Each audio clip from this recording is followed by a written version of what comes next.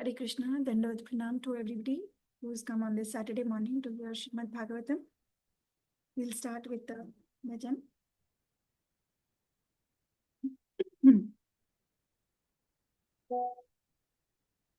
It's a beautiful bhajan by Rupa Goswami.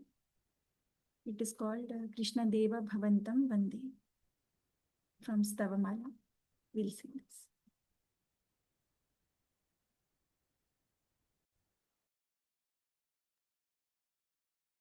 Krishna Deva Bhavantam Vande Krishna Deva Bhavantam Vande Manamaanasamadhukaram Arpaya Nijapada Pankajamakarande Krishna Deva Bhavantam Vande Krishna Deva Bhavantam Vande Manamaanasamadhukara Nirbal Arpaya Nijapada Pankajamakarande Yadyapi samadhishu vidhirapi pashati natavanakhagramarichim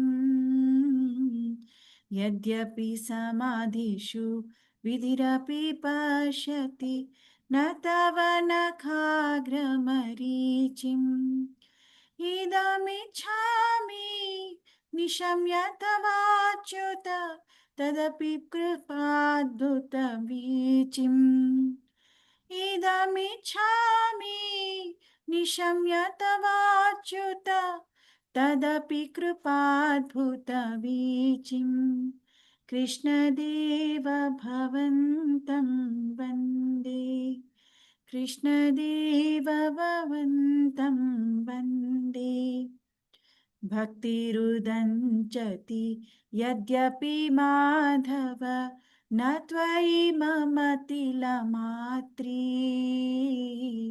Bhakti Rudanchati Yadyapi Madhava Natvai Mamatila Matri Parameshwarata Tadapi Tavadhika Durghata Ghatana Vidhatri Krishna Deva Bhavantam Vande Krishna Deva Bhavantam Vande Manamanasamadhukaram Arpaya Nijapada Pankajamakarande Ayamavilolatayadya sanatana Kalitadbhutarasabharam Ayamavilolatayadya sanatana Kalitadbhutarasabharam Nivasatu nityamihamritanindini Vindana madhurimasaram Nivasatu nityam imamritanindini Vindana madhurimasaram Krishna Deva Bhavantam Vande Krishna Deva Bhavantam Vande Manamanasamadhukara Nirpaya Arpaya Nijapada Pankajamakarande Krishna Deva Bhavantam Vande Krishna Deva Bhavantam Vande Am I audible, Mataji? Hare Krishna. Am I audible clearly? Yes. Okay, thank you. So translation to this goes like this. O Lord Sri Krishna, I am offering a prayer unto you. Please let the bee of my mind be offered the nectarian honey of your lotus feet. Although Brahma in full samadhi cannot catch a glimpse of even a ray of the effulgence from the tips of your toenails, still, O Achyuta, having heard of the waves of your astonishing mercy, I long to receive your grace. O Madhava, Although I don't possess even a sesame seed of bhakti for you, still by your inconceivable power, which makes the impossible possible, please fulfill the desires of my heart. Hey Sanatana, because your lotus feet are filled with such wonderful rasa, let the bee of my mind always reside unwaveringly in that nectar which puts everything else to shame. For they are the essence of all sweetness. This is my only prayer.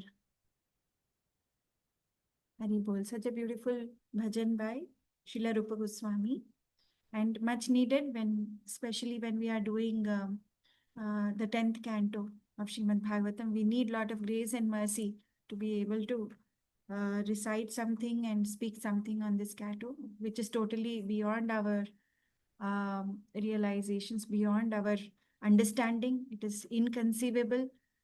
Lord is inconceivable, omnipotent, omniscient. So mercifully, He is allowing us to speak on Srimad Bhagavatam itself. So we will start with the prayers to the Guru Parampara, seeking their mercy also. Om Namo Bhagavate Vasudevaya. Om Namo Bhagavate Vasudevaya. Om Namo Bhagavate Vasudevaya. ॐ अज्ञानतिमिरान्धस्य ज्ञानाञ्जनाशलाकया चक्षुरुन्मिलितं येन तस्मै श्रीगुरवे नमः। श्रीचैतन्यमनोभीष्टं स्थापितं येन भूतले स्वयं रूपा कदा मह्यं ददाति स्वपदान्तिकं। वन्देऽहं श्रीगुरो श्रीयुतापदकमलं श्रीगुरून् वैष्णवांश्च श्रीरूपं साग्रजातां सहगना रघुनाथान्वितं तं सजीवं साद्वैतं सावधूतं परिजनसहितं कृष्णचैतन्यदेवं श्रीराधाकृष्णपादान् सहगना ललिता श्रीविशाखान्वितांश्च। हे कृष्णा करुणा सिंधो दीनबंधो जगत्पते गोपेशा गोपिका कांत राधा कांता नमोस्तुते। तप्त कांचन गौरांगी राधे वृंदावनेश्वरी वृषभानुसुते देवी प्रणमामि हरिप्रिये। वाञ्छाकल्पतरुभ्यश्च कृपा सिन्धुभ्य एव च पतितानां पावनेभ्यो वैष्णवेभ्यो नमो नमः। जय श्री कृष्ण चैतन्य प्रभु नित्यानंद श्री अद्वैत गदाधर श्रीवासादि गौर भक्त वृंद। हरे कृष्णा कृष्ण कृष्ण हरे हरे हरे रामा राम राम हरे हरे। ओम नमो भगवते वासुदेवाय। ओम नमो भगवते वासुदेवाय। ओम नमो भगवते वासुदेवाय। नारायणं नमस्कृत्यं नरं चैव नरोत्तमं देवीं सरस्वतीं व्यासं ततो जयमुदीरयेत्। नष्टप्रायेष भद्रेषु नित्यं भागवत सेवया भगवती उत्तमश्लोके भक्तिर्भवति नैष्टिकी। कृष्णाय वासुदेवाय देवकीनन्दनाय च नन्दगोपकुमाराय गोविन्दाय नमो नमः। नमः पङ्कजनाभाय नमः पङ्कजमालिने नमः पङ्कजनेत्राय नमस्ते पङ्कजाङ्घ्रे। नमो महावदन्याय कृष्णप्रेमप्रदायते कृष्णाय कृष्णचैतन्य नाम्ने गौरतुषे नमः। नमो ब्राह्मण्यदेवाय गोब्राह्मणाहिताय च जगद्धिताय कृष्णाय गोविन्दाय नमो नमः। नमो विष्णुपादाय कृष्णपृष्ठाय भूतले श्रीमते भक्तिवेदान्त स्वामिनिति नामिने। नमस्ते सरस्वती देवे गौरवाणी प्रचारिणे निर्विशेष शून्यवादी पाश्चात्य देश तारिणे। जय श्री कृष्ण चैतन्य प्रभु नित्यानंद श्री अद्वैत गदाधर श्रीवासादि गौर भक्तवृंद। हरे Krishna Krishna Krishna Hare Hare Hare Rama, Rama Rama, Hare Hare. मूकं करोति वाचालं पङ्गुं लङ्घयते गिरिं यत्कृपातमहं वन्दे श्रीगुरुं दीनतारिणं परमानन्दमाधवं श्रीचैतन्यमीश्वरम् ॐ अपवित्रः पवित्रो वा सर्वावस्थान् गतोऽपि वा यस्मरेत् पुण्डरीकाक्षं सबाह्याभ्यान्तरं शुचिः Shri Vishnu Shri Vishnu Shri Vishnu.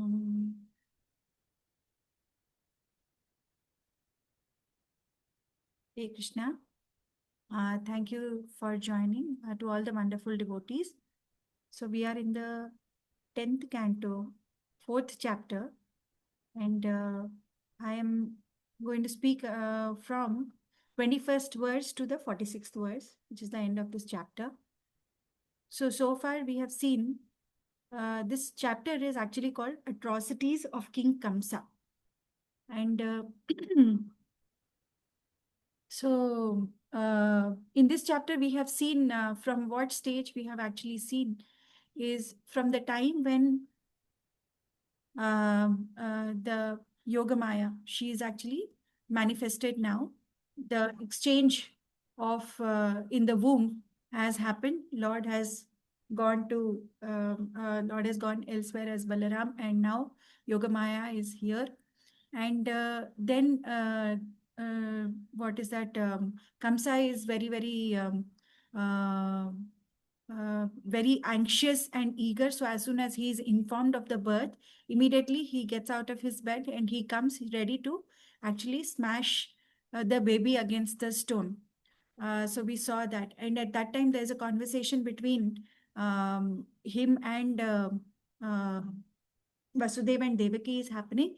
Before that, Yogamaya actually steps onto his head and she goes to, she comes as now Akashvani and she tells him that, oh fool, you are thinking that you are going to kill your killer, but he's already manifested elsewhere.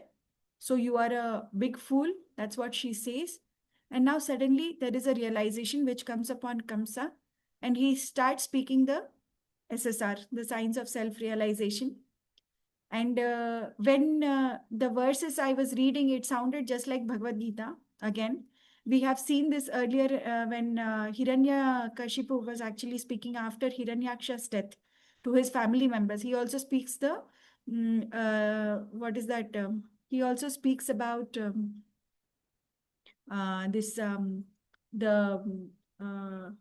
what is that? The signs of the soul and what it means to be the soul. And how we should get detached from the bodily conception of life.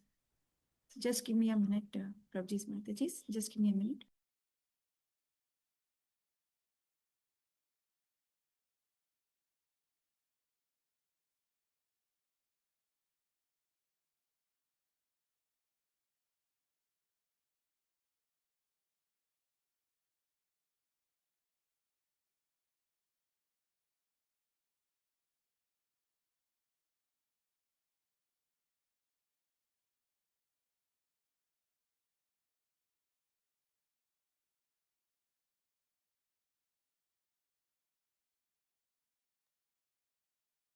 Yes, please forgive me. Yes, so that is what has been happening. Now we are in the 21st verse. We will see what Kamsa says here.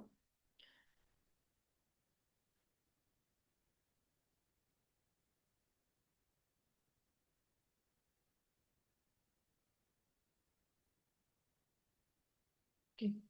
Yeah. Voice not audible, Mataji. Not audible now? Now it's okay. Yeah, okay. तस्माद् भद्रे स्वतनयान् मया व्यापादितान् अपि मानुषो च यतः सर्व स्वकृतं विन्दते वसः. Translation and purport by His Divine Grace A.C. Bhaktivedanta Swami Srila Prabhupada ki Jai. My dear sister Devaki, all good fortune unto you. Everyone suffers and enjoys the results of his own work under the control of providence.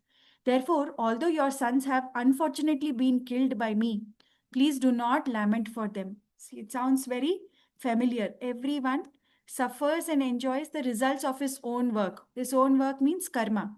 So whatever is happening is a karma and karmic reaction to what your sons have done in their past lives. That's what Kamsa is saying. So as stated in Brahma Samhita 5.54. So perfect by Srila Prabhupada. Yes. यस्त्विन्द्रकोपमथवेन्द्रमहो स्वकर्मा बन्धानुरूपफलभाजनमातनोति कर्माणि निर्दहति किन्तु च भक्तिभाजां गोविन्दमादिपुरुषं तमहं भजामि. So everyone, beginning from the small insect known as Indragopa up to Indra, the king of the heavenly planets, is obliged to undergo the results of his fruitive activities. Now, what is Prabhupada actually clarifying? What exactly Kamsa means by this? Everyone suffers and enjoys the results of his own work. So, actually, here Kamsa is actually speaking like a karma mimamsaka, which means that he is attributing whatever is happening, he is attributing those actions to the karma.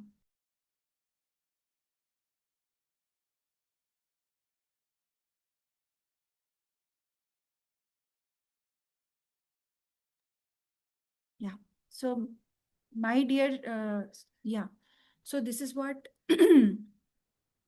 Kamsa is actually saying. He is attributing everything to their karma. So we will actually see, is that a right thing to do or not? Can we, when we are committing a particular action, if somebody is doing a crime, can they say that the other person's, it is their karma that they are suffering? And I am just an instrument who is causing them to suffer. I am not the doer. The doer is actually the laws of nature are actually taken over, and they are doing it. And I cannot I want to escape my punishment by saying this. That's what Kamsa is doing. So what Prabhupada is now explaining is he is talking about what exactly it means to suffer this reactions of the karma. So that's why he's saying that every living entity has to is obliged to undergo the results of his fruitive activities. Now you may think that how every living entity. We think that usually it is only the humans who are subjected to karma, but no, every living entity is actually subjected to karma.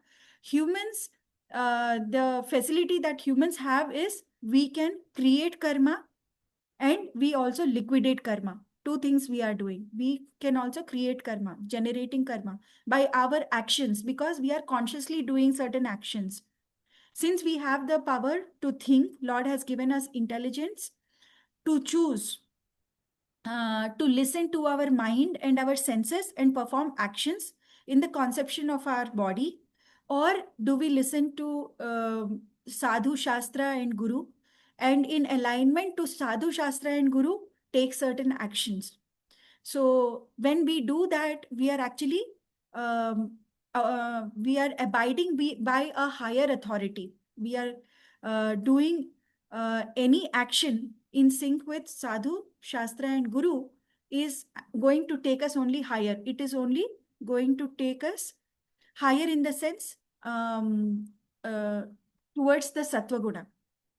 So when we are doing an action, actually that is also generating, it is contributing to our gunas. We have three gunas, the sattva, rajas, and tamas.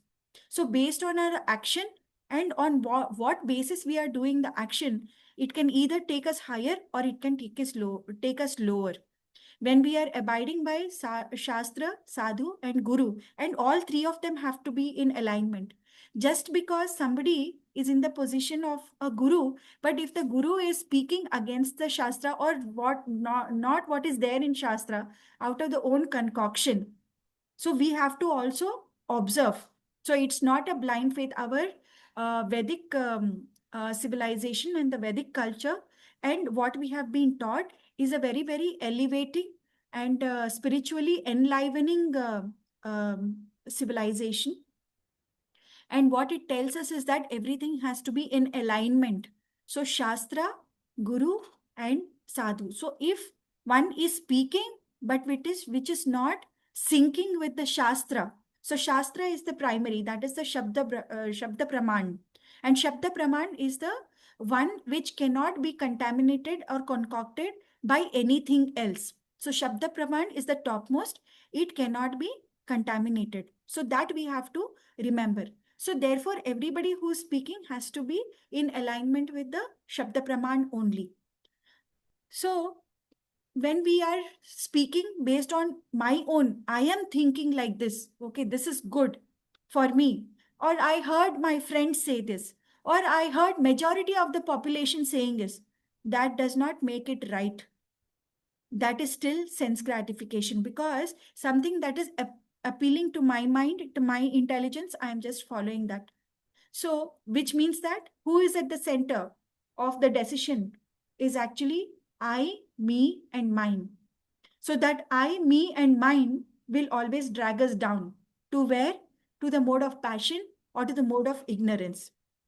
And therefore, to the mode of passionate planets or in the mode of ignorance planets, hellish planets, or Atala Vitala Sutala Talatala Rasatala Mahatala Patala, or even in the Bhuloka in a more hellish condition.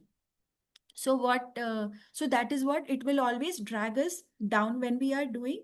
I mean, that's the reason why Prabhupada actually mentioned so many times that get out of this conception of I, me, mine. But we have to understand what exactly is I, me, mine.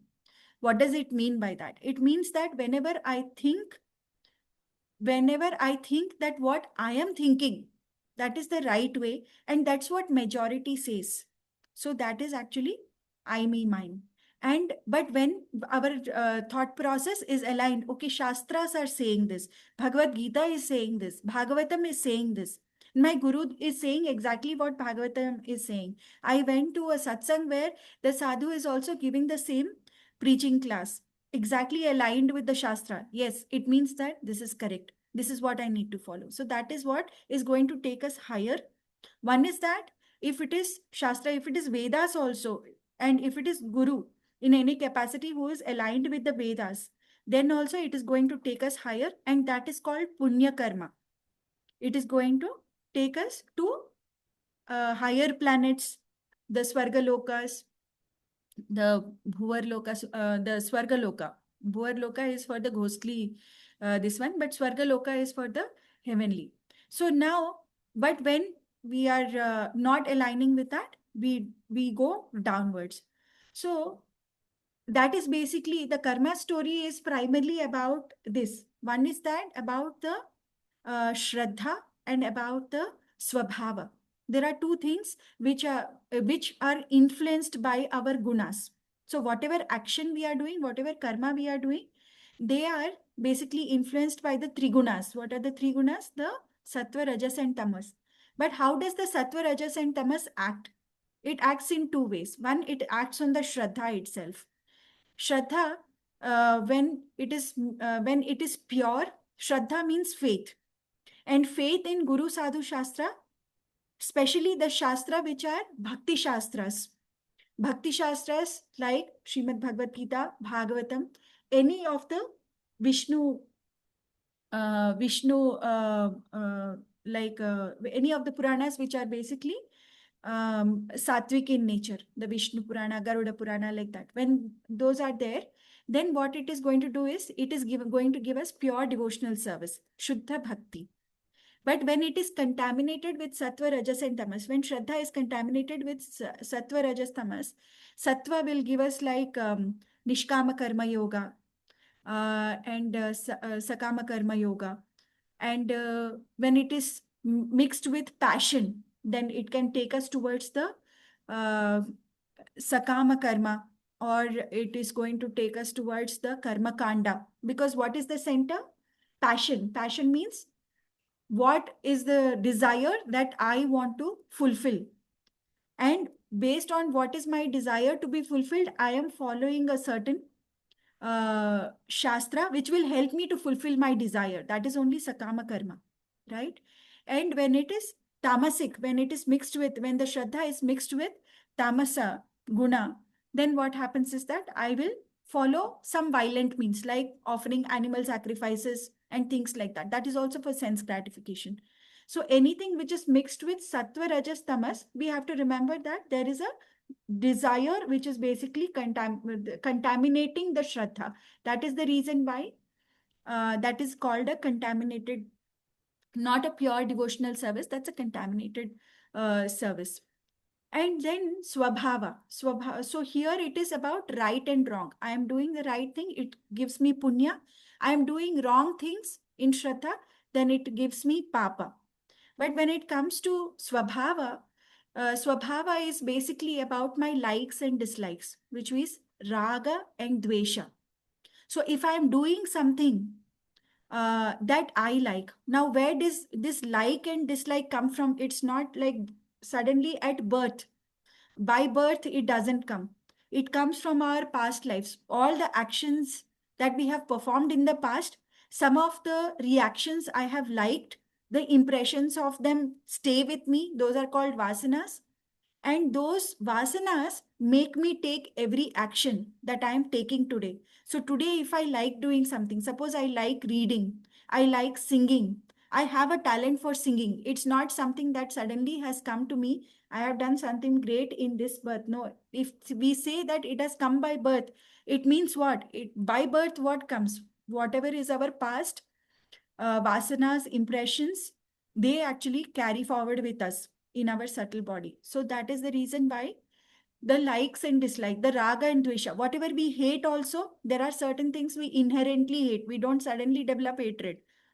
But suddenly we know that inherently we have not seen that activity or incident or a thing or person before, but somebody will make us repel them and somebody will make us attract them. And that is what is actually raga dvesha. They are actually carrying forward. And these likes and dislikes are the sole reason why we are taking birth again and again, again and again. So because what I like, I want, and what I don't get, I want it in my next birth. So I want to take birth again for that. And there also again, I will achieve certain things, I will not achieve certain things, and that again creates a seed for the next life. So like this actually vasanas are carrying forward. So karma basically is depending on the vasanas, like and dislike. When I get what I like, I feel happy. When I don't get what I like, I feel unhappy.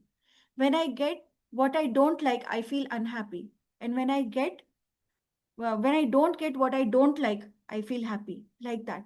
So now, what that is the story of actually the karma. So it is saying that beginning from the small insect known as Indra Gopa up to Indra, the king of the heavenly planets is obliged to undergo the results of his fruitive activities. We may superficially see that one is suffering or enjoying because of some external causes, but the real cause is one's own fruitive activities. This is a fact, whatever we are suffering or enjoying. If the kids were supposed to die, that is their karma. Yes, we already know that there is a story behind that. They were meant to die. But is Kamsa thinking this way, right or not? So thus Kamsa begged Devaki's pardon by analyzing the matter deeply. Now he's thinking his actions. Why? Because Yogamaya, until now he was not thinking. He was totally attached to his body. He wanted to stay protected. He wanted to live, did not want to die. So that's the reason why what he is doing, he's actually killing all these kids because he's so attached to his body and to his life. That's why he is. But now when the Yogamaya has said, oh fool, how can you actually protect yourself? You cannot change the will of providence. If you are meant to be killed, that child is already born elsewhere and is already going to take care of your death. So then suddenly some realization has come. Why? Because he also read some Vedas and everything. Asuras don't mean that they are ignorant or stupid. Asuras basically are demoniac. Demoniac means they are anti-God. But that doesn't make them like somebody who is stupid or ignorant. They might be well versed in Vedas, like Ravana is well versed in Vedas. We saw Hiranyakashipu was also talking about science of self realization. Similarly, now Kamsa is going to talk, and you will see that he is actually intelligently putting forward his. But in that intelligence, also, there is a hidden ignorance, and that is what we will explore. So, even so, that is what. So, Kamsa might have been in immediate cause for the death of Devaki's sons, but the remote cause was their past deeds. This was an actual fact. So, yes, this was an actual fact. But the fact of the matter is, can one think that, can one justify their own actions of crime by saying this? Because all this, whatever he's saying, it actually sounds like Sankhya Yoga that Krishna has given in Bhagavad Gita. He's telling Arjuna, do not lament. The one who is there in this, their fate is already written. They are meant to die, and you are just my instrument. Kamsa is also the same thing, that I am an instrument. I am an instrument, and the laws of material nature are very strong. So, person who is committing violence cannot say I am acting as instrument of karma for the other person. You got killed because you deserve to be killed. Law of karma is so powerfully omniscient and omnipotent, it uses a person, so one who has an inclination to commit crime. So law of karma, Lord has designed everything so intelligently. He is the supreme engineer actually. So where what he did is that when he created the material universe and he sent us all here for our desire fulfillment. What is our desire? To actually enjoy our senses. And so for that, he created this whole material universe itself. He created so many planetary systems where we can enjoy in different capacities, in different planetary systems, in different bodies also. So much is happening. Lord has engineered so much. And not only that, Lord has also sent Vedas along with it. Like, okay, you're enjoying your senses, but one day when you feel that, no, I am suffering too much because of my enjoyment, I want to follow the right process. I want to understand how exactly I can enjoy with minimal suffering. Then one can actually take shelter of the Vedas, because Vedas are what? Vedas are actually telling you how you can fulfill your desire by following certain injunctions, following a certain procedure. It's something like the other day I was actually mentioning something like a science experiment, something like a physics or chemistry. Especially in chemistry, we see that if we want to perform a certain experiment, we need certain ingredients, we need a certain temperature, we need a certain apparatus, and there is a certain procedure to be followed. So when we used to do chemistry practicals in school, we will see that it will give step 1, step 2, step 3, and you have to follow everything step by step. Every exactly, you can't omit one step out of it. If you omit one step out of it, the output is gone. Yes or no?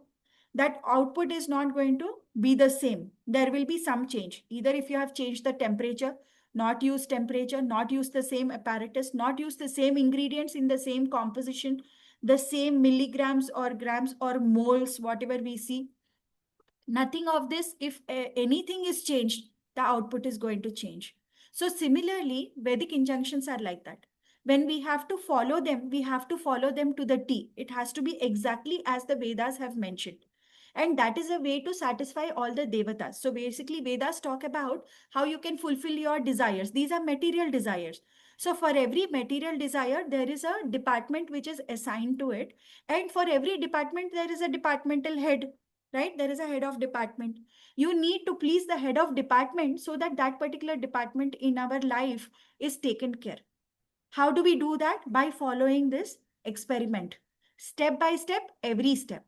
If we don't follow the experiment, the output, which means that that material desire is not going to get fulfilled, something else might come out. And we have seen something else coming also in other chapters of Srimad Bhagavatam, different cantos like Pumsavana Vrata, like when actually when Kashyapa had to change the outcome, and Diti wanted a son to be able to kill Indra. He tells her a procedure in such a way that she can please Vishnu until the end. And but there is a he says that if suppose any day you are not able to follow something, there is some day you have change the, what is that, if you do not follow exactly for this 1 year, you will get a son who will not be killing Indra, but actually who will be helping Indra, something like that. And then what happens? Actually, Indra only comes and he is serving Diti in a certain form, and finally the outcome is actually changed because Diti messes up in between one step. So, like that, that is an example of how we have to satisfy the devatas, and if you don't satisfy the devatas, outcome will be changed. We also saw in the same case of this what is that Vritrasura episode also, the outcome is changed the same way.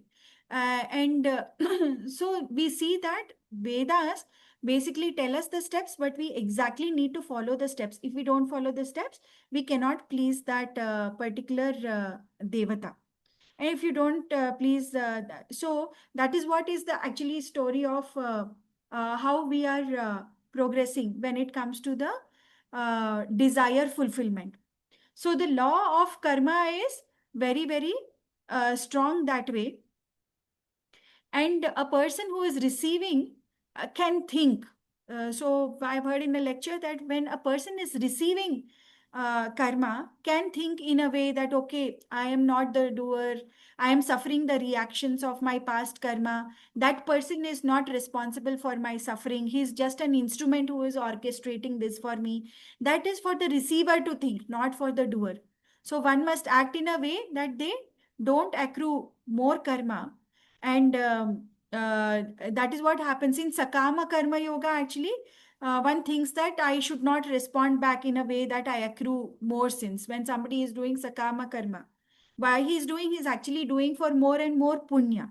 So therefore, that becomes a deterrent. I should not act in such a way that I accumulate more papa. So let me not react to this person. That's what a person will. Let me not blame this person for that action. So based on one's consciousness, wherever they are located, wherever they are situated, they will think differently. A Nishkama Karma Yoga is in the mode of detachment. He will think that, okay, I don't want Papa also, I don't want Punya also, so let me not react. Let me just accept whatever it is. I will tolerate that.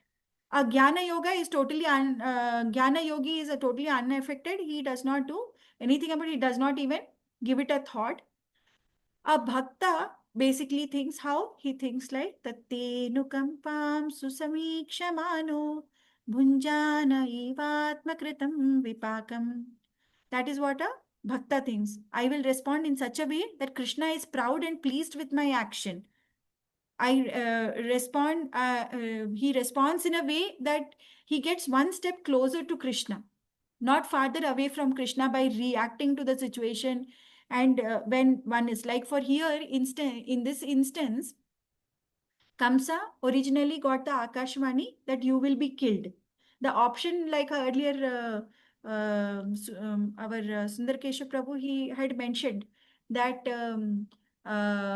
he had an option. He could have just tolerated it, thinking that this is will of providence. Let me accept whatever it is until the eighth child is born. Let me do more and more service, or like Parikshit Maharaj, I could do many things. I have an option whether I want to hear Krishna Katha or whether I want to think that I am only the controller. I can take charge of this and I can avoid death by taking charge, and by killing the killer, I will take charge, things like that. So that is what a materialist would think. One who is in bodily conception would think that way, who has very short-sighted vision. But one who has a far-sighted vision, who can understand that, okay, this is will of providence. It's also be heard in one of Gaurang Darshan Prabhu's lectures that we may think that something is happening, this is a divine arrangement. So somebody who is actually not a bhakta and still but a kind of a sakama karma yogi or a karma kandi may also think that, okay, this is my karma and I am accepting it. I will tolerate it so that I don't incur more sins. He may think like that because and this is actually the prakriti which is acting on me, or I am getting punished for my past karma. That is a medium kind of a vision, but the bhakta has a very far sighted vision. Bhakta is thinking that everything is a divine arrangement of the Lord, And Lord wants me to learn some lesson out of this particular action. What is that lesson? It could be, there are three possible lessons that Lord wants us to learn. One is gratitude, second is humility, and third is respect. So whenever anything bad is happening, we need to check which of this lesson Lord actually wants me to learn. And then introspect within ourselves. And if suppose a lesson has come, like for instance, Bali Maharaj got the lesson, he humbly accepted everything that was coming. His humility actually won Vaman Dev's heart. Like that, he displayed humility, he also showed respect. He also showed gratitude. Whatever I received so far is yours only. So what is there for me to keep? Like that, he displayed all the three lessons. So for us also, whenever anything wrong is happening with us, and we see that somebody is actually doing wrong with us, that somebody is not the instrument. We need to remember that everything, especially in the devotional path, Lord takes charge from the day we have turned towards Him. When from the day we have started chanting, Lord is only taking charge. So there is nobody who is responsible for anything that is happening to us. Rather, Lord wants us to learn one of these lessons. We need to introspect and check which of these lessons I need to learn. And then we can change our reaction to that. How?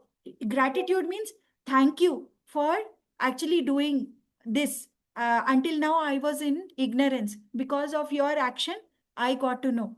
It may appear that this is a wrong action, it's an unfair action, but if we take it in that spirit, you will see that always there will be purification, because that suffering and tolerance, Krishna will be so pleased, he removes a chunk of our anarthas in that, and we get purified when we tolerate. So that is the science behind actually the tolerating, because Krishna is doing the dhunoti of our mind, which is filled with anarthas, kama, krodha, moha, lobha, mada, matsarya, and Krishna immediately takes charge and he removes that. So that is how purification happens. So the karmi that way sees only the immediate event, that whatever is happening, I have the control, it is because of me or it is because of somebody else and I can take charge. But a bhakta always sees that event in the relation to the eternal soul, to karma, to Krishna's arrangement, and the ultimate purpose of returning back to Godhead. So that's what Srila Prabhupada often summarized the material.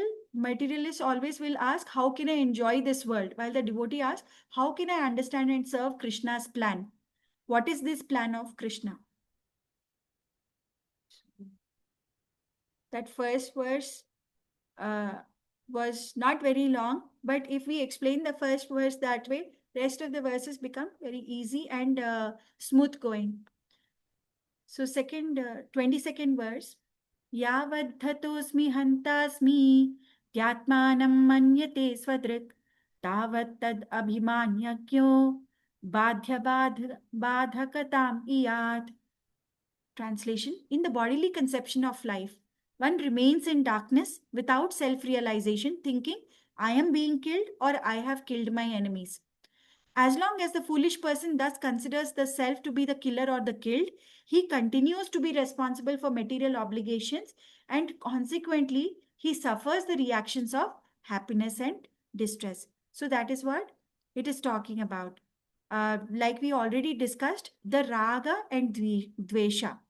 So he continues to be responsible for material obligations and consequently. So as long as a foolish person considers the self to be killer or killed. So I am the doer, as long as that. So there are four things which actually Lord is responsible, but most of the times we think that we are only responsible. Even in devotional life also, after coming here, after hearing a lot of Srimad Bhagavatam, after staying here for long, many years also, our this propensity does not go away. What is that? I am the proprietor, not the proprietor. I am the proprietor, which means I am the owner. I am the controller. I am the enjoyer. I am the maintainer.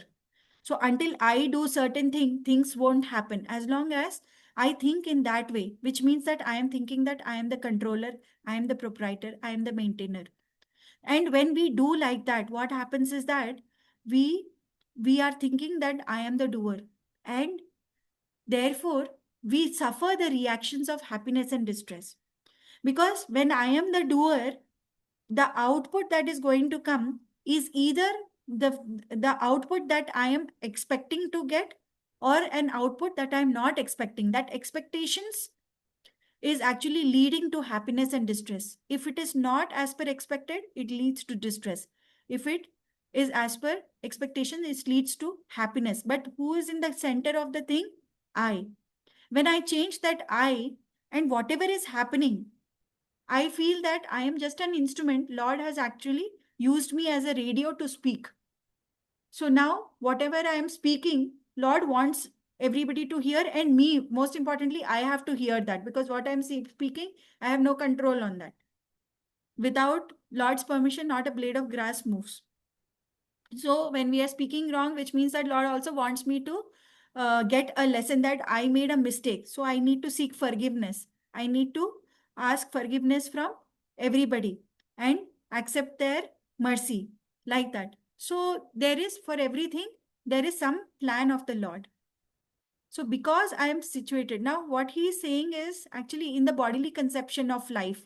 He is telling that you are in bodily conception of life. You are thinking that whatever that I am the killer, your children have got killed. You are come out of that bodily conception. He is telling Devaki and Vasudeva, come out of that bodily conception. I am not the killer. I am talking from the platform of Jnana. I am not the killer. I am telling you that it's all a reaction of their karmas. So he's basically shedding away his responsibility. His action, he is actually shedding away his hands and hath dholena. That's what it is happening. So he continues and he's telling that actually the karma is responsible. So in the next verse, so a person who is self-realized, he's not identifying with the body and does not have any material obligations. So that is the platform of a jnani actually. Platform of a jnani, but the jnani thinks that whatever is happening to me, that is actually, it is because of my karma, and I am not responsible. I don't have any material obligation, but not the one who is actually doing the crime.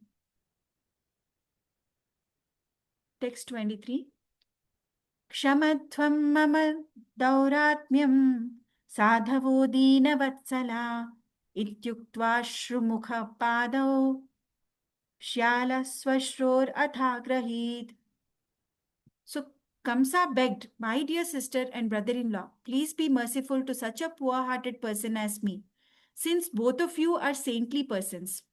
Please excuse my atrocities. Having said this, Kamsa fell at the feet of Vasudeva and Devaki, his eyes full of tears of regret.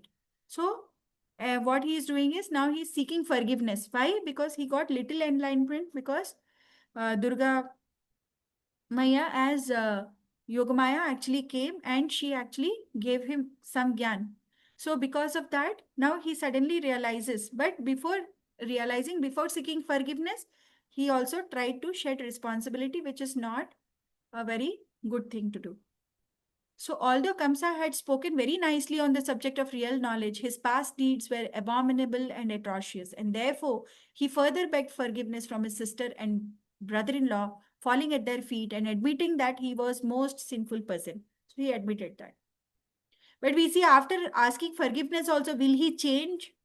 He sent so many demons to kill Krishna, to kill all the children who are born in Vraja, all this. So, which means that this act of asking forgiveness is also not the real paschatapa, which means that he didn't really mean it. He did it, but he's not really feeling that guilt in the heart. Because if somebody feels the guilt in the heart, then they will not commit the sin again. So, if you remember, we had actually done this about the atonement, about one this in Ajamila's case, about the conversation between Yamadutas and Vishnudutas.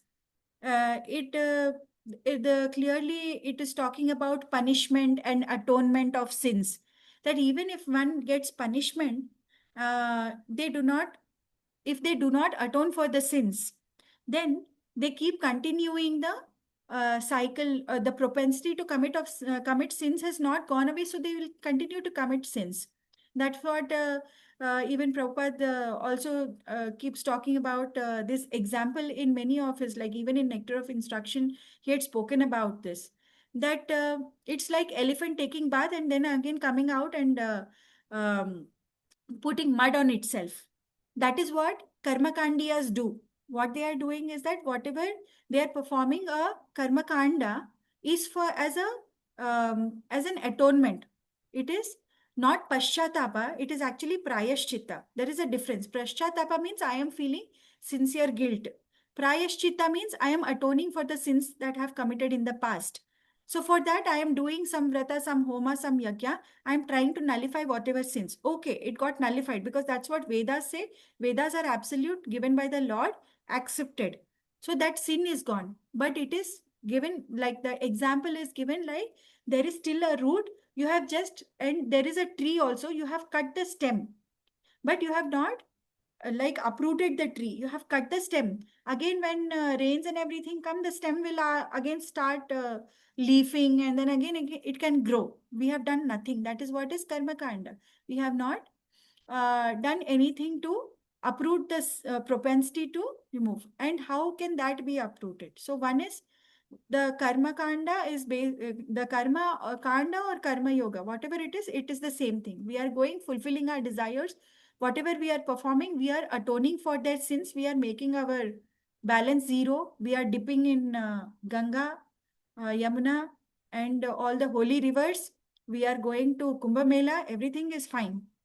But what we are not doing is we are not letting go of the propensity, because that doesn't have the capacity. We have to take many baths to actually get rid of that propensity itself. The second one is actually the Gyanis. What they are doing, they are saying that, okay, this material world is actually, everything is like very miserable here. It's a place of distress. They have got that Gyan. So I don't want to do any activity here and I want to merge with Brahman. So there also, the desire of merging is not gone, but material desires are uprooted. So it is like cutting until the roots, but not uprooting it. But it is given an example in the sixth canto of putting fire to the forest. Even if you have put fire, all the trees, everything is gone, it's burnt, but actually the roots still remain. Again, when the rains come, and if the roots are still strong, what they will do is that they will actually grow again into the trees. So that is what is Jnani does. But when it comes to bhakti, what is happening is that the total uproot from the sinful propensity is going away from the heart. Why? Because now Krishna has taken charge. He is taking care of the dunoti. He is taking care of the cleansing of the mind from all these past vasanas, of the karmic reactions, of the past sins, everything. Everything he is taking care. He is saying that सर्वधर्मान् परित्यज्य मामेकं शरणं व्रज अहं त्वां सर्वपापेभ्यो मोक्षयिष्यामि मां शुच अहं त्वां सर्वपापेभ्यो मोक्षयिष्यामि. I am going to remove everything and liberate you. Liberate you means out of this material world. So one has got uprooted from there itself. So that is the only way. And now whatever he is doing, we can clearly see. Now Shastra actually gives us the chakshu. Something is happening, we can clearly see what exactly is happening. This guy has actually asked for forgiveness. We just saw. He is shedding tears. He is falling at their feet. Now we think that now he will not commit any more sin. But we know for a fact, we already know the story of Krishna. So we know for a fact how many heinous crimes he has committed. He sent Putana, he sent Aghasura, Bakasura, so many, 20 demons. And so that propensity has not gone. But reason we need to understand. Because why? If we understand the reason that only prayaschitta is not enough, paschatapa and action towards bhakti, that is the most important. Without that, in this material world, if we just use flowery language and only ask forgiveness from the mouth, but not really mean it from the heart, then it's not going to help us in any way. And when we are doing that karma kandas, that is actually that only. We are asking forgiveness only from the devatas, from the all the devatas, from the all the witnesses. Like we see that the witnesses are, for every action that we are doing, the witnesses are sun, moon, the Dikpalakas. There are so many witnesses that they list, the Yamadutas list in conversation with the Vishnu Dutas. And but all those are actually witnesses to our actions, and we are asking forgiveness from them. We are offering them something in sacrifice so that they can be pacified and we don't get reactions of our past sins. That's what is happening. But then what is happening? We are again doing the newer sins, more and more sins. Mochayam asa nigadat vishrabdha kanyaka gira devakim vasudevam cha darshayan atma sauhridam. Translation. Fully believing in the words of the goddess Durga, Kamsa exhibited his familial affection for Devaki and Vasudev by immediately releasing them from their iron shackles. So he's doing that also. Everything is now, he's trying to restore everything as if guilty. Bhratu samanutaptasya kshantarosha cha devaki vyasrijat vasudevascha prahasya tam uvachaha. When Devaki saw her brother actually repentant while explaining ordained events, she was relieved of all anger. See how instantaneously her anger is already gone. Similarly, Vasudeva was also free from anger. Smiling, he spoke to Kamsa as follows. This person who killed their 6 children and was about to kill one more, now he's asked for forgiveness. They have immediately forgiven. They are speaking smilingly. So that also shows the compassionate nature of actually devotees. These are the same devotees, right, who had actually prayed and did austere tapasya to the Lord for begetting Lord himself as a child. So obviously they are devotees of great order, right? So though their desire is actually for begetting Lord as their child for 3 births, Prishni and Prishnigarbha, I think. So yeah, I don't remember the names, but it was that Prishni. So then, so that is what is happening when Devaki saw her brother actually. So immediately she forgave. But what is, why in the instant, how is it possible? We may think like that, but that is the nature of pure devotees whose hearts don't have any malice. They are not contaminated. They don't have any kama, krodha, moha, lobha, mada, matsarya. So what is there? There is nothing which is blocking them. So all they know is actually they are staunch devotees of the Lord. There is a reason why Lord has actually chosen them to be their parents. They were Aditi and Kashyapa in the past lives, right? So they have begotten all the devatas also. So Lord has chosen them for to be their parents in this life also, Devaki and Vasudeva. So she was relieved of all anger. Similarly, Vasudeva was also free from anger. So, but that is what is the nature of devotees. We can understand. Devaki and Vasudeva, both highly elevated personalities, accept the truth presented by Kamsa that everything is ordained by providence. According to the prophecy, Kamsa would be killed by the 8th child of Devaki. Therefore, Vasudeva and Devaki saw that behind all these incidents was a great plan devised by the Supreme Personality of Godhead. Because the Lord had already taken birth, just like a human child, and was in the safe custody of Yashoda. Everything was happening according to plan. And there was no need to continue their ill feeling towards Kamsa. Thus, they accepted Kamsa's words. The Lord had already taken birth. They already know it. Anyway, iska to ho gaya. His fate is already sealed. So, what is there? Everything is happening according to the plan. So, they accepted the plan. एवमेतन्महाभाग यथा वदसि देहिनाम् अज्ञानप्रभवाहं धी स्वपरेतिभिदायतः. O great personality Kamsa, only by the influence of ignorance does one accept the material body and bodily ego. What you have said about this philosophy is correct. Persons in the bodily concept of life, lacking self-realization, differentiate in terms of this is mine and this belongs to another. Like we already discussed before. Uh, by the influence of ignorance. Ignorance means what? Lack of knowledge is only ignorance. Lack of knowledge of what? What is my real identity? That I am a soul, not this body. This body is just a covering. It is there temporarily. All this, whatever we learned in Bhagavad Gita and Science of Self-Realization, that is basically knowledge. Knowledge about self, about the sambandha, abhideya, prayojana with the Lord. That is knowledge. But when I don't have that, basically I am in ignorance. I am in total bodily conception of life.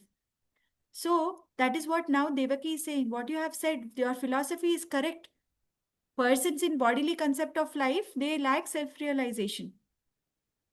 Differentiate in terms of this is mine. So now this body is mine, I need to protect it. I need to kill somebody else because they will kill me. So that happens when I am grossly rooted in the bodily conception of life. Everything is done automatically by the laws of nature, which work under the direction of the Supreme Personality of Godhead. So somebody who is not who is not in sync with Sadhu Shastra and Guru, and who is not in relationship with Krishna, in short, not in Krishna consciousness, the in charge of their life is actually karma. The laws of nature actually aren't. The karma theory is actually in charge of. So whatever is happening in one's life who's not in Krishna consciousness is actually everything is an act of karma. So nothing is, though they are thinking I am the doer, I am the maintainer, I am the controller, I am the proprietor, but one is not. Everything that is happening. So if I work hard, I will get so much money and then I will maintain my family. I will build such a big house. I am not the doer in the first place. It's all an act of karma. These are already ordained. You are meant to have. So we all also can observe that something which is happening very effortlessly in our life. Okay, we are working, we are getting some money, and things are happening smoothly, then it is something which is destined for me. So there are certain things we observe that I think that something is not working out, but I have to find a solution. I have to do something very drastically. And over endeavor is done in that area, which is not meant, which is not coming very easily. So when something is not coming very easily, like many people who don't get children, but try very hard, every means, IVF, this, that, and then finally they also probably adopt a child, right? It's not meant, it's not written means there is a reason why it's not written. Because if that comes to you, you will suffer more. Lord also is very, very merciful. So he creates in certain ways.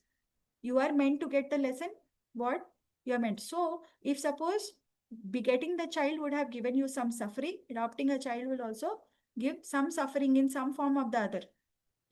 Either it's suffering of separation or either suffering of ill treatment, some or the other suffering is there.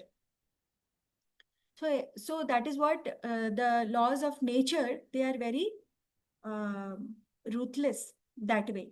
So everything is exactly as per a chemistry experiment. You do certain thing, you will get a reaction to that. You can't escape that. You can only shift the burden. Reaction at this time from this hand to this hand, this head to the knee. Probably somewhere you can shift the burden. That is what we are doing. Either we suffer or we do some karma kanda where we pay a lot of money, we do a lot of tapasya, austerity, and pay for that way. So either way, you have to pay. Whether you shell out money and pay for it and with all the austerities and with so much self-control you pay, or you actually indulge in the activity, suffer the reactions and pay for the karmic reaction. So there's no question of doing anything independently. For one who has put himself in this material atmosphere is fully under the control of nature's laws.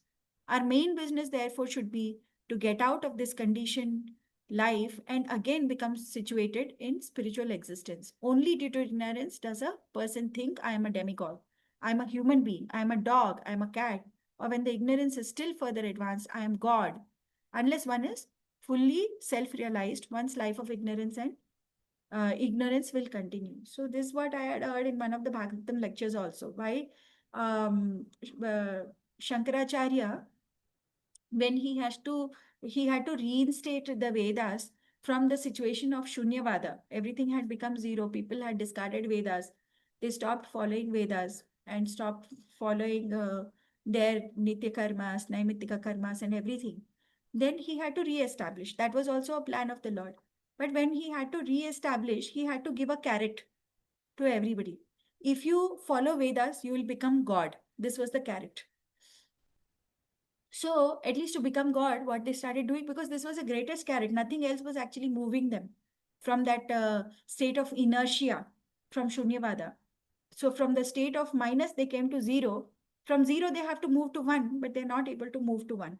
So, that is the reason why uh, Shankaracharya had to uh, give a carrot saying that if you follow Vedas, you will become God. And then immediately, so many people took to it because we all want to become God and we want to become the controllers.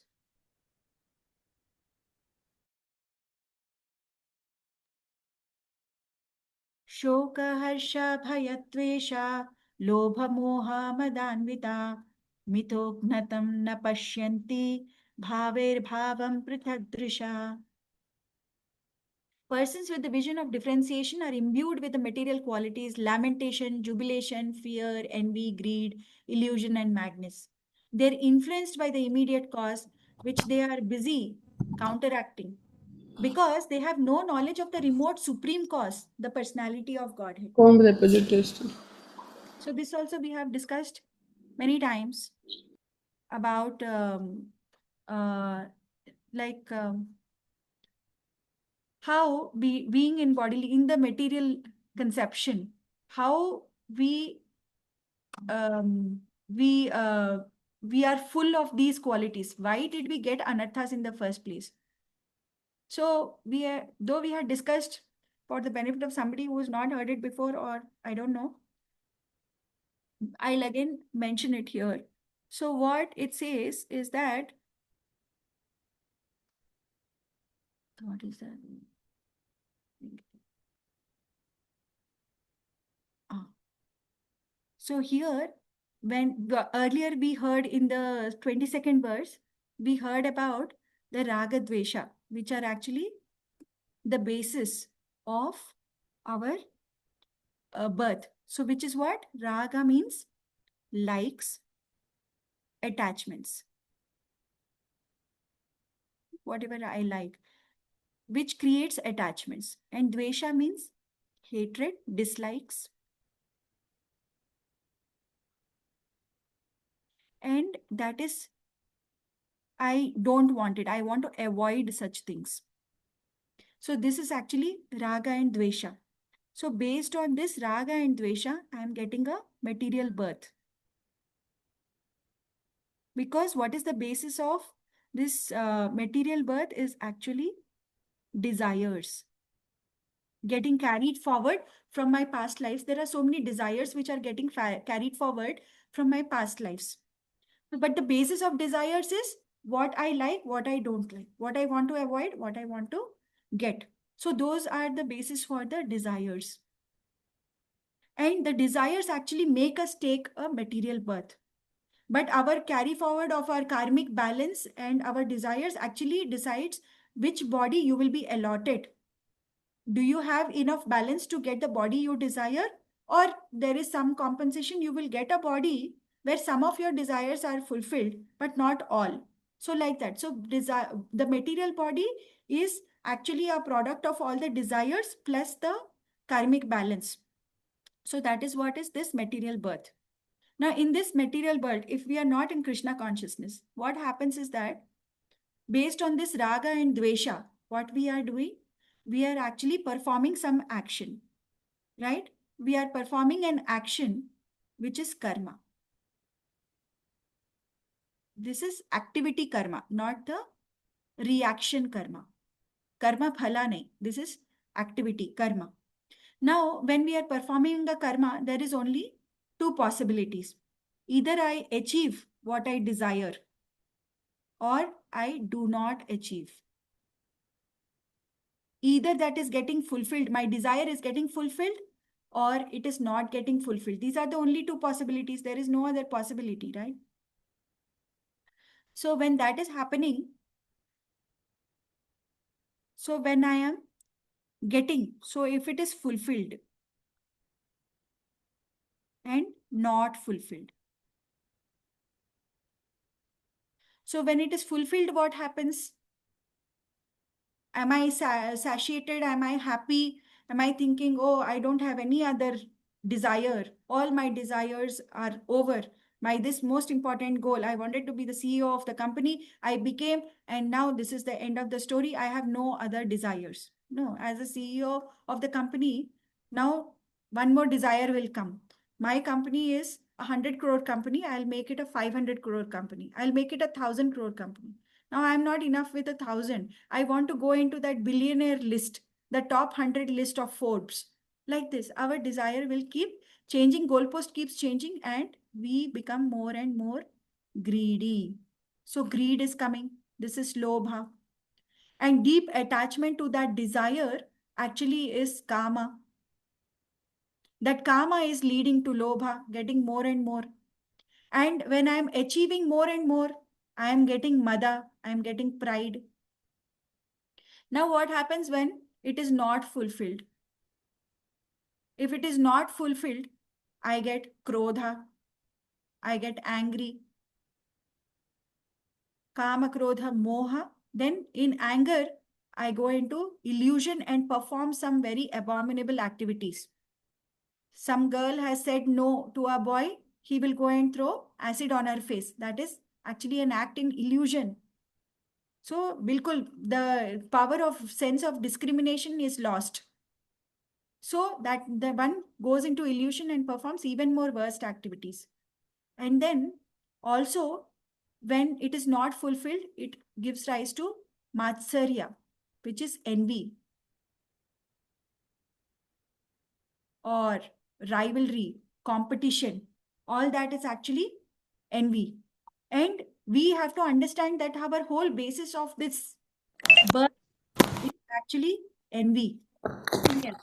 Envy is the basis of our birth. So we took birth because we were envious of somebody having something that I don't have. I had a sense of incompleteness. So sense of incompleteness is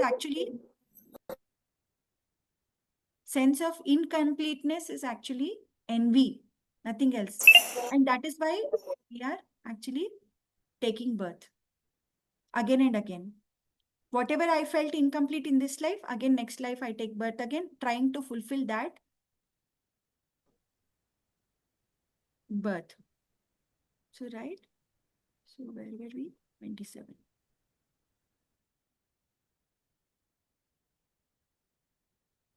So persons with the vision of differentiation are imbued with material qualities. So who is the person of differentiation means one who is seeing the duality, good, bad, like, dislike, right, wrong, this kind of thing. They are basically in the material world, the karmis or the karma kandis or the karmi. Whoever has a material desire will always see two sides of the coin always. And that is the reason. But now we saw that whatever we do in the material world, the result is only going to be an anartha. There is no good outcome out of it. It is only going to be an anartha. And with those anarthas, we are doing more and more actions. So that is why this everything comes. Those anarthas ka, how do they manifest the anarthas? They manifest in the form of lamentation. So when we are lamenting too much for something that we did not get or something that we lost, okay, jubilation, overexcitement, happiness, fear, envy, greed, illusion, madness, all this is actually a result of any material activity, which they are. So they are. Sorry, Mataji. Can I read Mataji? Purport? Yeah. 1 second. Okay. You can read the translation is done. Yeah, okay. You can read the purport, Mataji. Sessions और purport by Srila Prabhupada की जय. Krishna is the cause of all causes, Sarva Karana Karanam, but one who has no connection with Krishna is disturbed by immediate causes and cannot restrain his vision of separation or differences. When an expert physician treats a patient, he tries to find the original cause of disease and is not diverted by the symptoms of all the original causes. Similarly, a devotee is never disturbed by the reverses in life. Tatenukampa Nikshamani. Susmikshamana, Bhagavatam 10.14.8. A devotee understands that when he is in distress, this is due to his own past misdeeds, which are now occurring reactions. Although by the grace of the Supreme Personality of Godhead, these are only very slight karmani nidhati kintu jhanti bhaja. Brahma 5.4. When a devotee under the protection of the Supreme Personality of Godhead is to suffer because of faults in his past deeds, he passes through only a little misery by the grace of the Lord. Although the disease of a devotee is due to mistakes committed sometimes in the past, he agrees to suffer and tolerate such miseries, and he depends fully on the Supreme Personality of Godhead. Thus, he is never affected by material condition of lamentation, jubilation, fear, and so on. The devotee never sees anything to be unconnected with Supreme Personality of Godhead. Srila Madhvacharya, quoting from the Bhavishya Purana, says, Bhagavad Darshanad Yasya Virodhad Darshanam Prathak Pragha Prathak Drishti Drishyanas savigneyo Savigneyo natu sad bheda darshanah. Nasad Bheda Darshana. Yeah, that is the end of purport. Thank So you, here Mataji. also I had made some notes. So where I'm thinking the cause is me and mine. I will go only till that immediate cause. From millions of lifetimes we are used to this.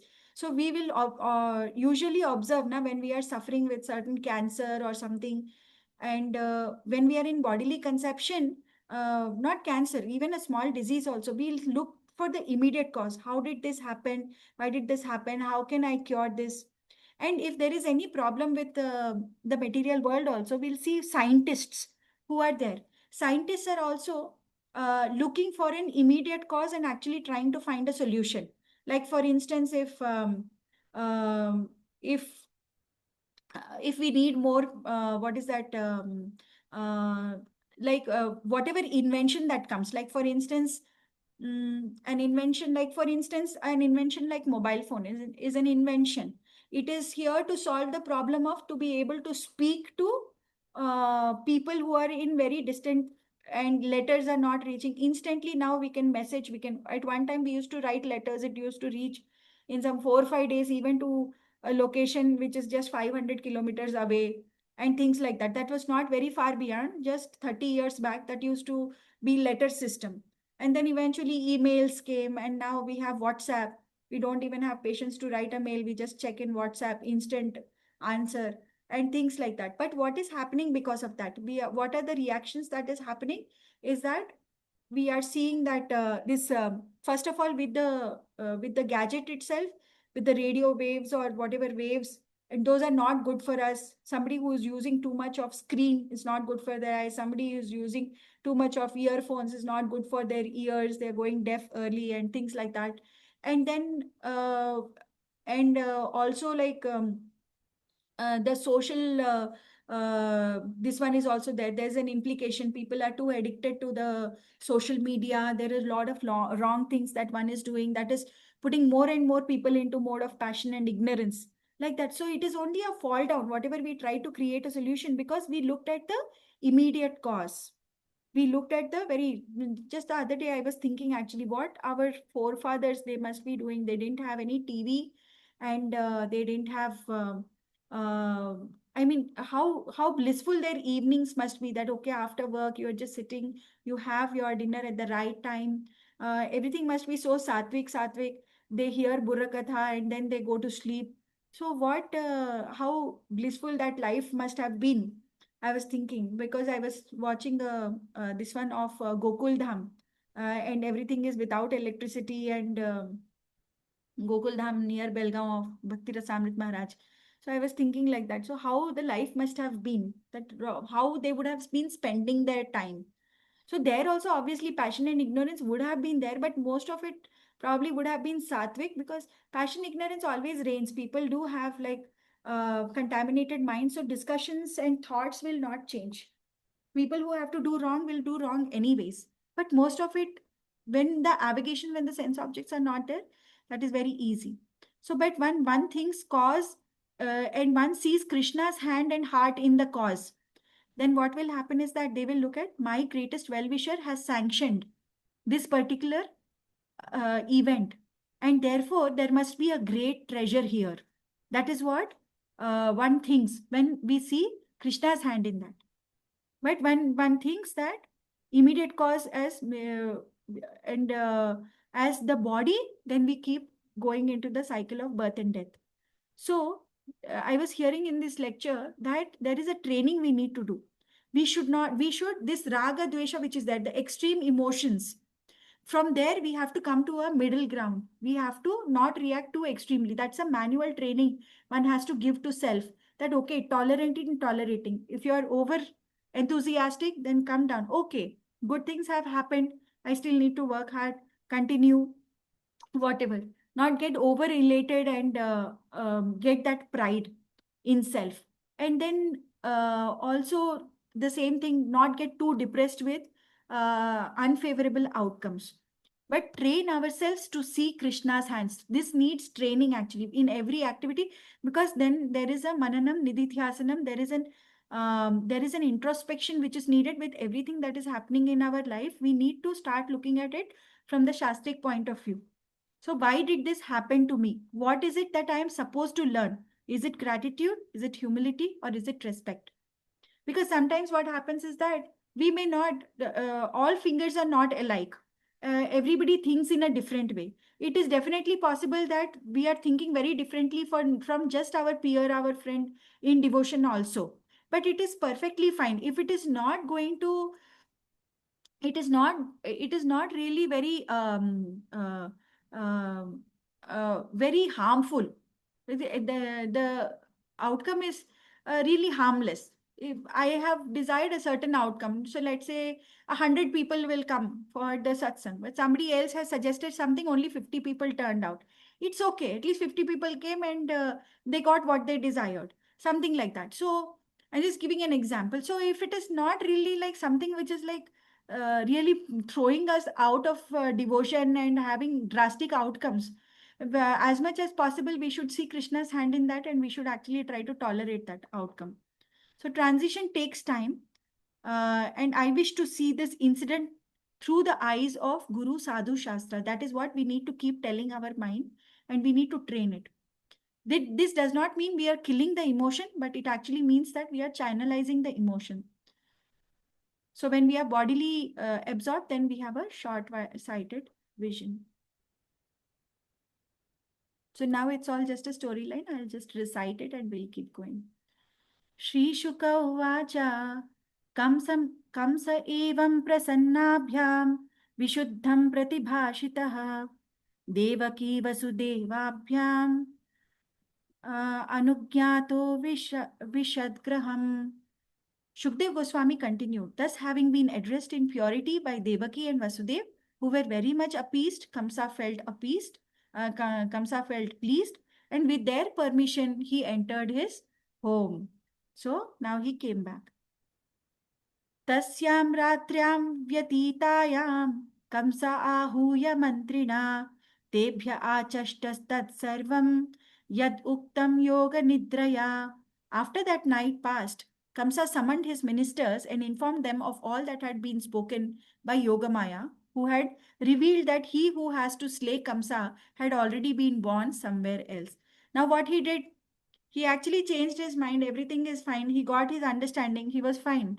Now he called his mantris to advise that this is what has happened, this is what has happened. It's good if somebody is actually advising. Again, they have to advise based on Guru Sadhu Shastra. If that is not in alignment, what will happen? We'll see next. Akarnya bhartur kaditam tam uchur deva shatravah devan pratikrita marsha daiteya natiko vida. After hearing their master's statement, the envious asuras who were enemies of the demigods and were not very expert in their dealings, advised Kamsa as follows. So here, the master's statement, that is very important. So we also saw this in the example when we were doing the fourth canto, when Daksha, what is that? Was it that? No. It was Prithu Maharaj's, this one, where Brahmanas were actually glorifying Prithu Maharaj. And that time we learned that glorification, when it is not even deserving, Prithu Maharaj is actually scolding them that I have just appeared and I have still not done these activities, but you are glorifying me for activities you have not done. Prithu Maharaj is a different case. He is an incarnation of the Lord. So there they know that what he has appeared for. But in our case, where we don't deserve glorification, if we are overly glorified, that is very, very harmful for us. Why? We will see now. एवं चेतर्हि Bhojendra पुरग्रामाव्रजातिषु अनिर्दशान् निर्दशांश्च हनिष्यामोऽद्य वैशिषून्.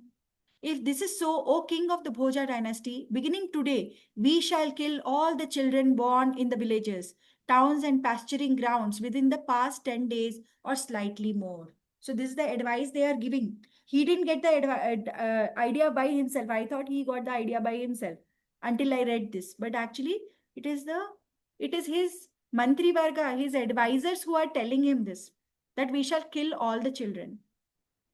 Instead of giving him some spiritual knowledge at that time, yes, you should tolerate this. It is will of providence. Yogamaya has said this. Now there is no escape. Better you actually meditate. At least like how Vidura has informed Yudhishthir how to actually live, how to live and how to live. Vidura had given that knowledge to Yudhishthir, and at least at the end time, made him detach from the material, from his attachments, staying in the palace and everything. He took him away to the forest and made him at least into a yogi who meditated upon the Supreme Lord and then finally got liberated. So at least that would have been better. Now what they have done? They did this. They told him, we'll kill all the children. So it also depends on who we are hearing. Are they in alignment with Sadhu, Shastra and Guru?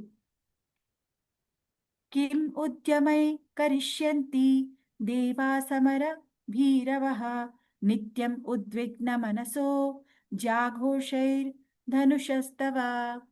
The demigods always fear the sound of your bowstring. Now they are glorifying him. They are boosting his ego so that he can get more confidence in his actions. They're constantly in anxiety, afraid of fighting. Therefore, what can they do by their endeavors to harm you? Asyatasте शरव्रातेर हन्यमाना samantataha jijivishava utsrijya palayana parayayuhu. While being pierced by your arrows, which you discharged on all sides, some of them who were injured by the multitude of arrows, but who desired to live, fled the battlefield, intent on escaping. Now they are reminding him of the past events, that how Devatas actually fled from the battlefield when he went to fight them. So they are boosting his ego. केचित् प्राञ्जलयोधीना न्यस्तशस्त्रात् दिवौकसः मुक्तकच्छ शिखा केचित् भीता स्म इति वादिनः. Defeated and bereft of all weapons, some of the demigods gave up fighting and praised you with folded hands. And some of them, appearing before you with loosened garments and hair, said, "O Lord, we are very much afraid of you." So that is, Devatas are saying, we are very much afraid of you. Now when Kamsa hears this, Devatas are very afraid of me. Oh yes, Devatas are very afraid of me. He gets ego boosting. Natvam vismrita shastrastran virathan bhaya samritan hamsyana hamsyanyasakta vimukhan bhagnachapan ayudhyatah.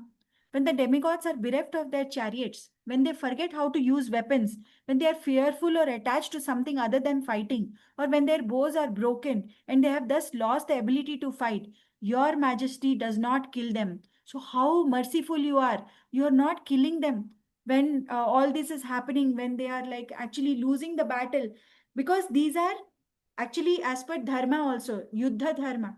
There is also that what is that, there are rules and regulations how one has to fight the war, and there are, these are the rules of that, that is dharma. When they forget to use weapons, when they are fearful or attached to something other than fighting, or when their bows are taken and they have thus lost the ability to fight, then you don't fight the opponent. When they are surrendering, you don't fight the opponent. That is what is dharma. But you are that. So they are also talking about dharma. And Kamsa also has done that in the past, which means that he is not unaware of the dharma as per Vedic injunctions. That is what exactly is the difference between Vedic injunctions and bhakti. The Vedic injunctions tell you how to live within these three gunas, within this material world, how you have to live righteously. But that necessarily does not make you a really good person, a really compassionate person. There is no such guarantee. You can become a proud person, an envious person, even knowing after all the Vedas. Because that sense of incompleteness, one cannot have what I have. The Lord cannot have what I don't have. I don't have the I don't have the eternity that I can live eternally, but Lord has that. So that is not possible. Lord has all the opulences. That is not possible. I should get all the opulences. That is the reason why all these demons actually were fighting, na? Like Kamsa, Hiranyakashipu, Hiranyaksha. किं क्षेमशूरैर्विबुधैर् असंयुगविकत्थनै रहोजुषा किं हरिणा शम्भुना वामनौकसा किम् इन्द्रेणाल्पवीर्येण ब्रह्म ब्रह्मणा वा तपस्यता. The demigods boast uselessly while away from the battlefield. Now they have praised him, but now they are actually putting down the demigod so that he feels even better when the opponent is actually criticized. Only when there is no fighting can they show their prowess. Therefore, from such demigods, we have nothing to fear. As for Lord Vishnu, he is in seclusion in the core of the hearts of the yogis. As for Lord Shiva, he has gone to the forest. And as for Lord Brahma, he is always engaged in austerities and meditation. The other demigods headed by Indra are devoid of prowess. Therefore, you have nothing to fear. First of all, they are also including Vishnu, Shiva, Brahma, Vishnu also among everybody. So there is an offense also which is happening here when Vishnu is actually equated with Brahma and Shiva and all the other demigods also. So that offense is also happening. You have nothing to fear. Tathapi deva sapatnyan nopeksha iti manmahe tatastannmulakhanane niyunshwasman anuvratan. Nonetheless, because of their enmity, our opinion is that the demigods should not be neglected. Therefore, to uproot them completely, engage us in fighting with them, for we are ready to follow you. Saying, let's not be fearful. Let's actually, demigods should not be neglected. We have to fight them. We can't leave them alone like that. We can't forgive them. Yatha mayonge samipekshiतो नृभिर् न शक्यते रूढपदश्चिकित्सितुम् यथेन्द्रियग्रामोपेक्षितस्तथा रिपुर्महान् बद्धबलो न चाल्यते. As a disease, if initially neglected, becomes acute and impossible to cure, or as the senses, if not controlled at first, are impossible to control later. An enemy, if neglected in the beginning, later becomes insurmountable. What we should do? We should actually treat the devatas. We should punish them. We should take care of them. We should not ignore them. Moolam, moolam hi vish, moolam hi Vishnurdevanam, yatra dharma sanatanaha, tasya cha brahma go vipras, tapo yagyasa dakshina. The foundation of all the demigods is Lord Vishnu, who lives and is worshipped wherever there are religious principles.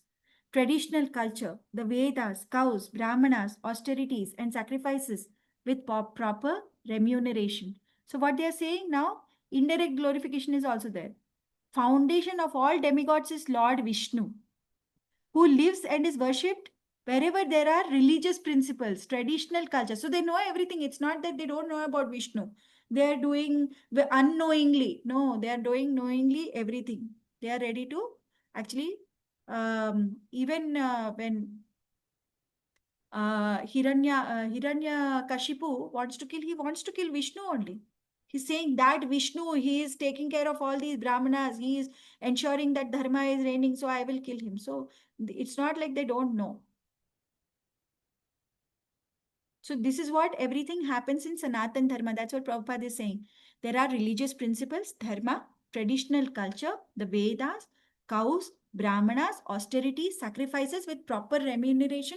Everything is going right when Lord Vishnu is being worshipped. But where there is not that, then there is no Dharma. तस्मात् सर्वात्मना राजन् ब्राह्मणान् ब्रह्मवादिनः तपस्विनो यज्ञशीलान् गाश्च हन्मोहविर्दुहा. My apologies, I'm not giving anybody an opportunity to read the translations because there were 24 verses to be covered and there is some philosophy also in that to be covered. So therefore, I could not give an opportunity. Please forgive me. So I am only doing everything. But more than the speaker, actually, the hearers are, the shrotas are very, very important. And you are greater. You are greatest actually, that you have taken time to hear Srimad Bhagavatam. So I am just you can think that this is a radio which is just playing Prabhupada's words and Srimad Bhagavatam's verses and translations. Verses are very purifying to the heart. It is non-different from Krishna. Every shabda which comes from Srimad Bhagavatam is purifying to the heart. So I'm not skipping those also because whoever has joined, at least you have to get benefited from hearing Srimad Bhagavatam. So I'm not skipping that also. So please forgive me for taking it, whether it is fast or whether it is slow, whether it is too much of theory, philosophy, whatever it is. Please forgive me on that. So I'll just finish. Last 5 verses are there. I'll just not finish, but complete them, whatever is assigned to me. O king, we who are your adherents in all respects shall therefore kill the Vedic Brahmanas, the persons engaged in offering sacrifices and austerities, and the cows that supply milk, from which clarified butter is obtained for the ingredients of sacrifice. So here actually we also understand why Lord is called Go Brahmana Hitaya Cha. Namo Brahmanya Devaya, Go Brahmana Hitaya Cha, Jagaddhitaya Krishnaya Govindaya Namo Namaha. So we who you are your adherents in all respects. So we are your followers. What we will do? We will kill the Vedic Brahmanas. We will kill the why Vedic Brahmanas? Because they are engaged in offering sacrifices and austerities. When we offer sacrifices, austerities, only then purification is happening. So which means where there are no sacrifices, austerities, what is the question of purification? What is the question of going into sattva guna? When you are not abiding by a higher authority and going upwards, everything is going to go towards rajoguna and tamoguna only, where there are no sacrifices, no austerities. As per Vedic injunctions, there is no possibility of right thing happening. There is no doubt about it. So anybody who thinks that I am doing charity, I am doing good for the humanity now, I am doing everything, you guys are very sentimental. So no, there is no possibility of going into that Sattva-guna only. Even by doing those, one will fall into Rajoguna, one will get a pride that I am the doer, I am giving the charity. These people are all dependent on my charity. Otherwise, they would not have lived. They would have died of hunger if I wouldn't have given. So that comes and automatically we fall down into hellish planets because of that. That is what is communism all about, right? Communism is trying to say that there is no God and we are, whatever is the bread, we will actually provide to everybody. And so there is no way that one is actually going upwards there, even though they may appear very good and kind, but there is no way. There is a sense of pride inside. So, and why, from which now, why cows? Why go Brahmana? Why did Lord choose only go and Brahmana Hitayacha? Is because cows are supplying milk. What happens from milk? Clarified butter is obtained, which is actually ingredient for sacrifice. That milk is not for our satiation of hunger. Everything is related to the yajnas only, to the sacrifices and austerities. Cow's milk, so that the ingredients for sacrifice are ready, the pure ingredients, unadulterated ingredients. And Brahmana, because they will perform the Vedic sacrifices. Only these things can actually lift the humanity up into the mode of goodness. Nothing else can actually lift up the humanity. So that's why these two. Until now, I used to think cows and milk and agriculture protection is so that all the humanity will get food. No, because even yajnas actually cause rains. Rains will give grains, that we have seen in Bhagavad Gita. So without yajna, that is not possible. So even if we have to get grains, these ingredients are a must for the yajna. So this, while I am reading right now only, I realized that. Vipragavasya vedascha tapasatyam damashama shraddha daya titiksha cha kratavasya harestanu. The Brahmanas, the cows, Vedic knowledge, austerity, truthfulness, control of the mind and senses, faith, mercy, tolerance, and sacrifice are the different parts of the body of Lord Vishnu, and they are the paraphernalia for a godly civilization. So this is all actually is a part of Lord Vishnu. If we kill them, it means that we are killing Vishnu only. That's what they are thinking. So let's kill the cows. Let's kill the Brahmanas.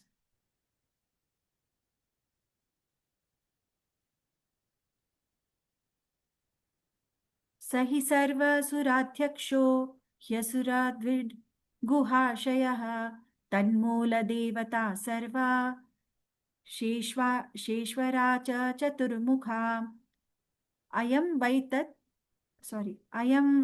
vadhopayo yadrishinam vihimsanam. Lord Vishnu, the super soul, within the core of everyone's heart, is the ultimate enemy of the Asuras and is therefore known as Asura Dvit. They are only saying that. He is the leader of all the demigods because all the demigods, including Lord Shiva and Lord Brahma, exist under his protection. The great saintly persons, sages, and Vaishnavas also depend upon him. To persecute the Vaishnavas, therefore, is the only way to kill Vishnu. What a plan.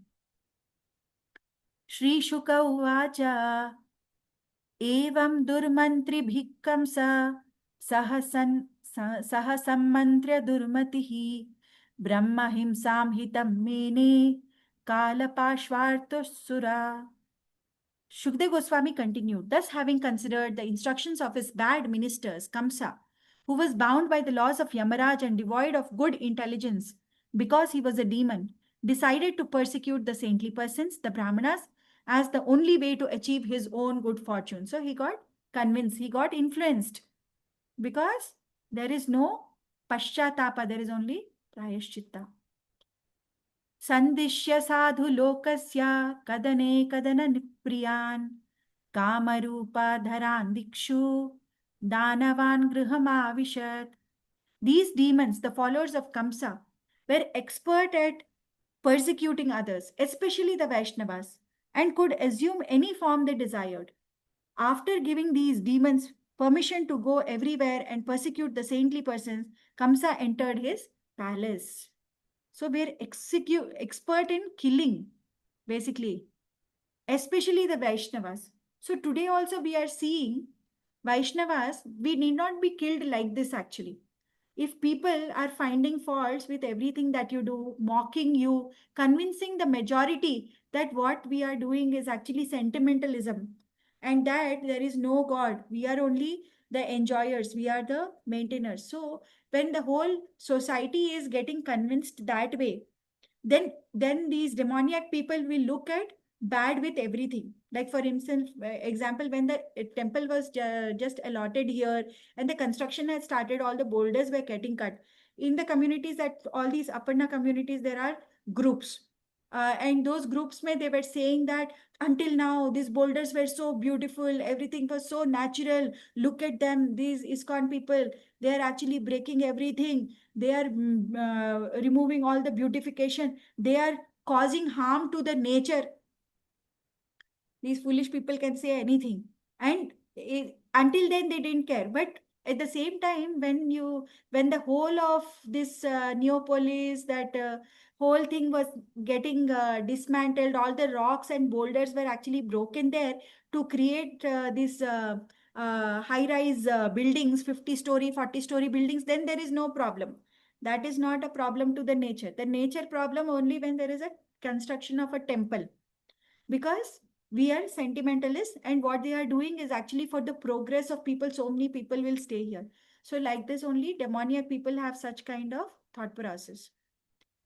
Devairaja prakritayas tamasa mudha chetasah satam vidveshamachirur aradagatam mrityavah, surcharged with passion and ignorance, and not knowing what was good or bad for them, the asuras, for whom impending death was waiting, began the persecution of saintly persons. They started killing.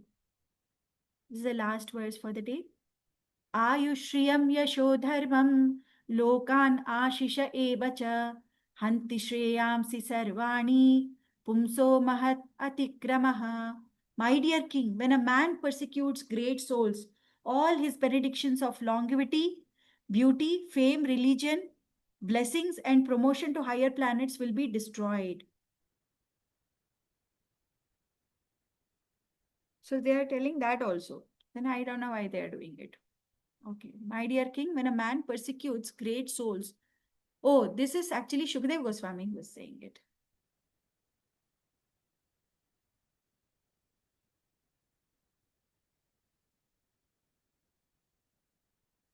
Sri Shukavacha. Here in text 43, from here Shukdev Goswami actually started speaking.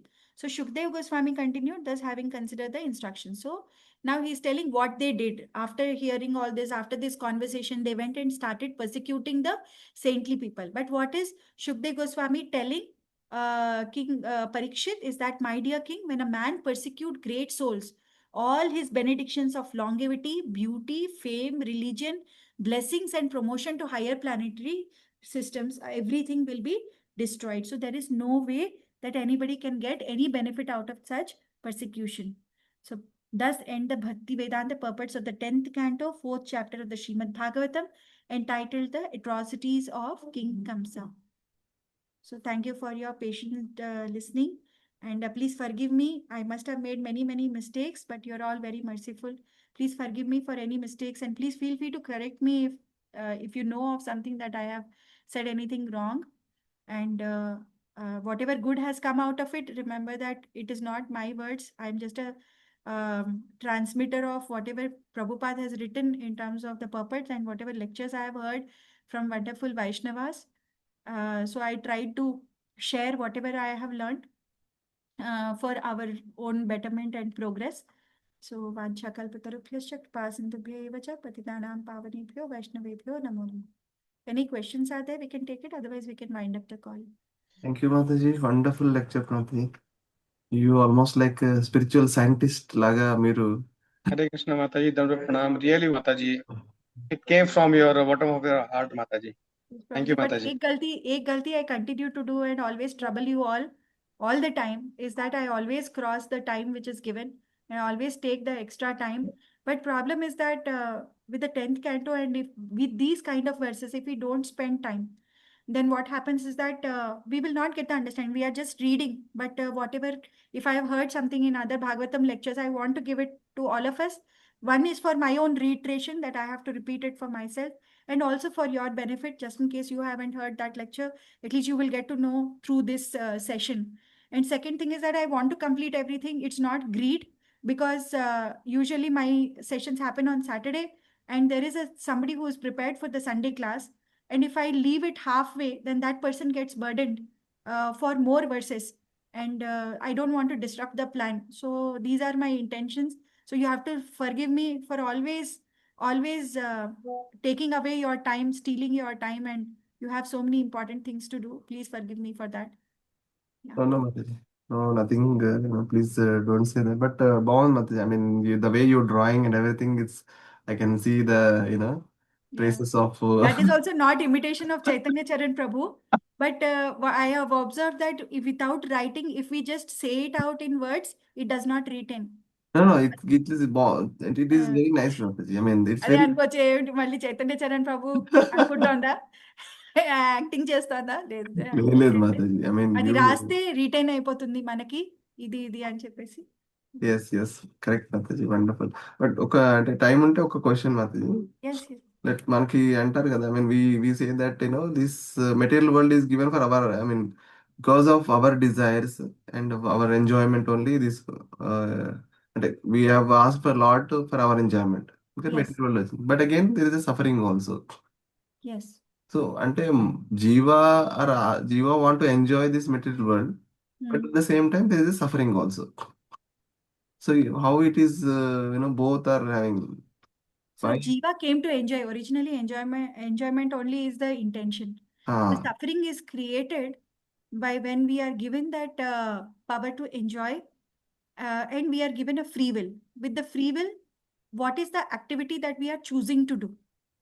So if there is a good activity which is taken, like for instance, like I told you, that only when we are, this also I got to know only through Bhagavatam classes that I attend in the morning, that when we are following any Guru Sadhu Shastra, why it is always told as Guru Sadhu Shastra, Guru Sadhu Shastra, because a higher authority is telling. So when you are looking up towards a higher authority and you are following it, the Shastras are saying this is how you need to do. So Vedas are telling, their Shastras, they are telling that yes, you want to enjoy, but you enjoy in this particular way. You please the particular Devata, that particular Devata will give you whatever you are desiring. So that is one way of enjoying, that will give you pious credits and enjoyment, or something better only, a better birth, heavenly planet, less suffering. Like Kundi Maharani says in her prayers, no, that Janma, Aishwarya, Shruti, Shri. So these are all actually results of pious credits. So Janma means a good parentage. Aishwarya means good wealth. Shruti and Shri means beauty and knowledge. So if one particular person is having these qualities, it means that they have done lot of pious credits in the, they have accrued lot of pious credits in their past lives. They have done lot of pious activities. Then only these will manifest. So based on even these, in the sixth canto also, it is very clearly like the discussion which is happening between Yamadutas and Vishnudutas. It is saying that one who is, if you observe our own life, actually, it is not our place to observe somebody else's life, because then judgmentalism will come. But we have to observe our own life, and we have to see whatever I am getting today. Like even Balgovind Prabhu says na, that the punishment that you are getting is an indication of what crime you would have committed in the past. This is one connotation, even in the positive connotation, whatever blessings you are getting today. If you have a good house, a good wife, good children, a good spouse, good parents, and and a good job, good income, all these are actually blessings. They are an indicative that we have done something good in the past. And how we should use, now it is our free will, how we are going to use it. Are we going to use it to enjoy more and more, get buried into sense gratification? Then what will happen? Then we are listening to mind and senses, which are lower. They are not sadhu shastra. When it is lower, it will take us into the mode of passion and ignorance. Mode of passion and ignorance will only take us downward. They will never take us upward. So when we are doing something with that, with whatever we got, what we are doing with it, that will determine the suffering. Passion also, like even when we are very competitive, that rivalry and everything, right? We may achieve a lot of things. I may become the CEO, but what it will also give the byproducts. Krishna says no in Bhagavad Gita. They are envy, pride, all these are byproducts. Envy and pride, can you do any good activity? No. So that is the answer. That is the cause of suffering. So that means if we So when we came to enjoy, we came as a clean slate. But ah whatever suffering we have, it is we only who have written our own destiny. okay. Material, the Maya is not the one who is awarding you, who is telling you this is your punishment. No, she is only an instrument through which the punishment is getting. Whatever we have written for ourselves is routing through her, through the Maya, through the material nature, based on whatever we have done only. It is manifesting into a certain form, either into an ugly body, into a deformed body, into a diseased body, into a poverty, into illiteracy, into ignorance, into drug addiction, into liquor addiction. That is manifestation of what I have written for myself. This is what I have understood. There might be a better answer to this. So, Mataji, I mean to say, like, even if the enjoyment are done under the guidance of Guru, Sadhu, Shastra, then maybe we will not have go through the suffering. We not have to go through the Nothing suffering. like that. That is Guru Sadhu Shastra enjoyment when we are talking about, which means that my material desires. Yes.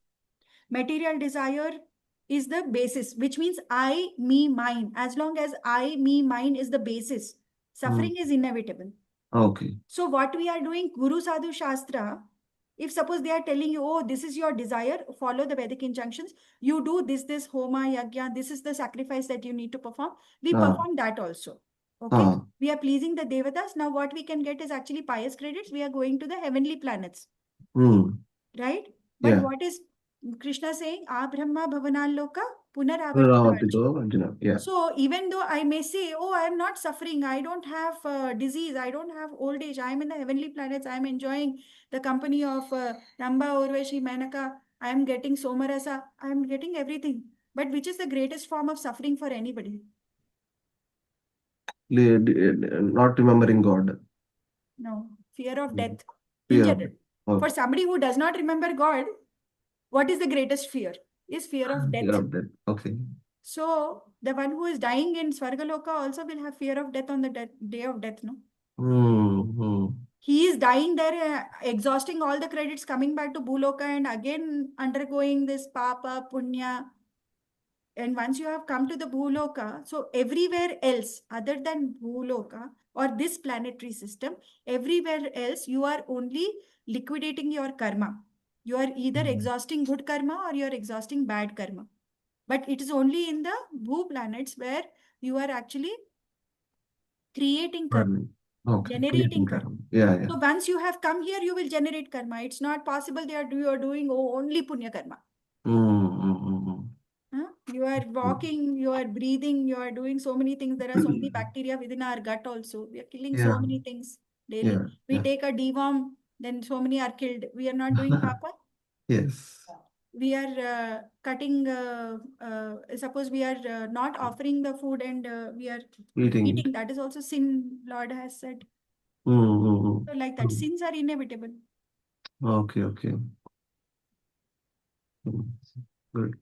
Mataji, ఇంకోటి when as a devotee, when we know that we are calling Krishna's name or chanting is itself is a mercy or it's a greatest thing, but no millions of people are not able to do it and I am doing it. But at the same time the troubles are taking over. I mean, we are not realizing the fact that okay, I am able to chant Hare Krishna, which is given, Which is a mercy. which is a mercy, and which is after millions of births I'm able to do it. Yeah. And I'm not realizing that importance of that, which is taking over my troubles. So how to understand that? Like, okay, I'm able to chant Hare Krishna. This is more important than my troubles. Yes. Or, But you are saying troubles are taking over you yes. and your mind is getting bogged down. Yes. So that also I heard in this one in a Bhagavatam lecture that whatever we are getting, obviously, the karmas which are there are sanchita karma, there are kuta, bija, there are prarabdha. In aprarabdha means what we have not got. There is sanchita karma, which means that a whole go down of karma we have accumulated, right? The bijas we have accumulated, the grains, they are not yet sowed into the field of activity. So all that accumulation that of all the past, in that we are getting only one Portion. kuta, one kuta, yes, one portion, which means probably a glass full. A glass full of that one we are getting, which is determining what is our life. Now, what we are already getting. So, okay, a kuta is taken. That kuta is actually, those grains are sown into the field, and then saplings have come, they are fructified. That fructification one is what we are experiencing right now. There are certain prarabdha, means there are already certain things which are allotted for this lifetime. In this lifetime also, there are some we have already experienced, there are some we are about to experience in future, whatever, how many ever number of years we are going to live. So that is basically prarabdha. And what is not manifested yet, which means that there is those heaps of grains which are there in the go down, those all have not yet manifested.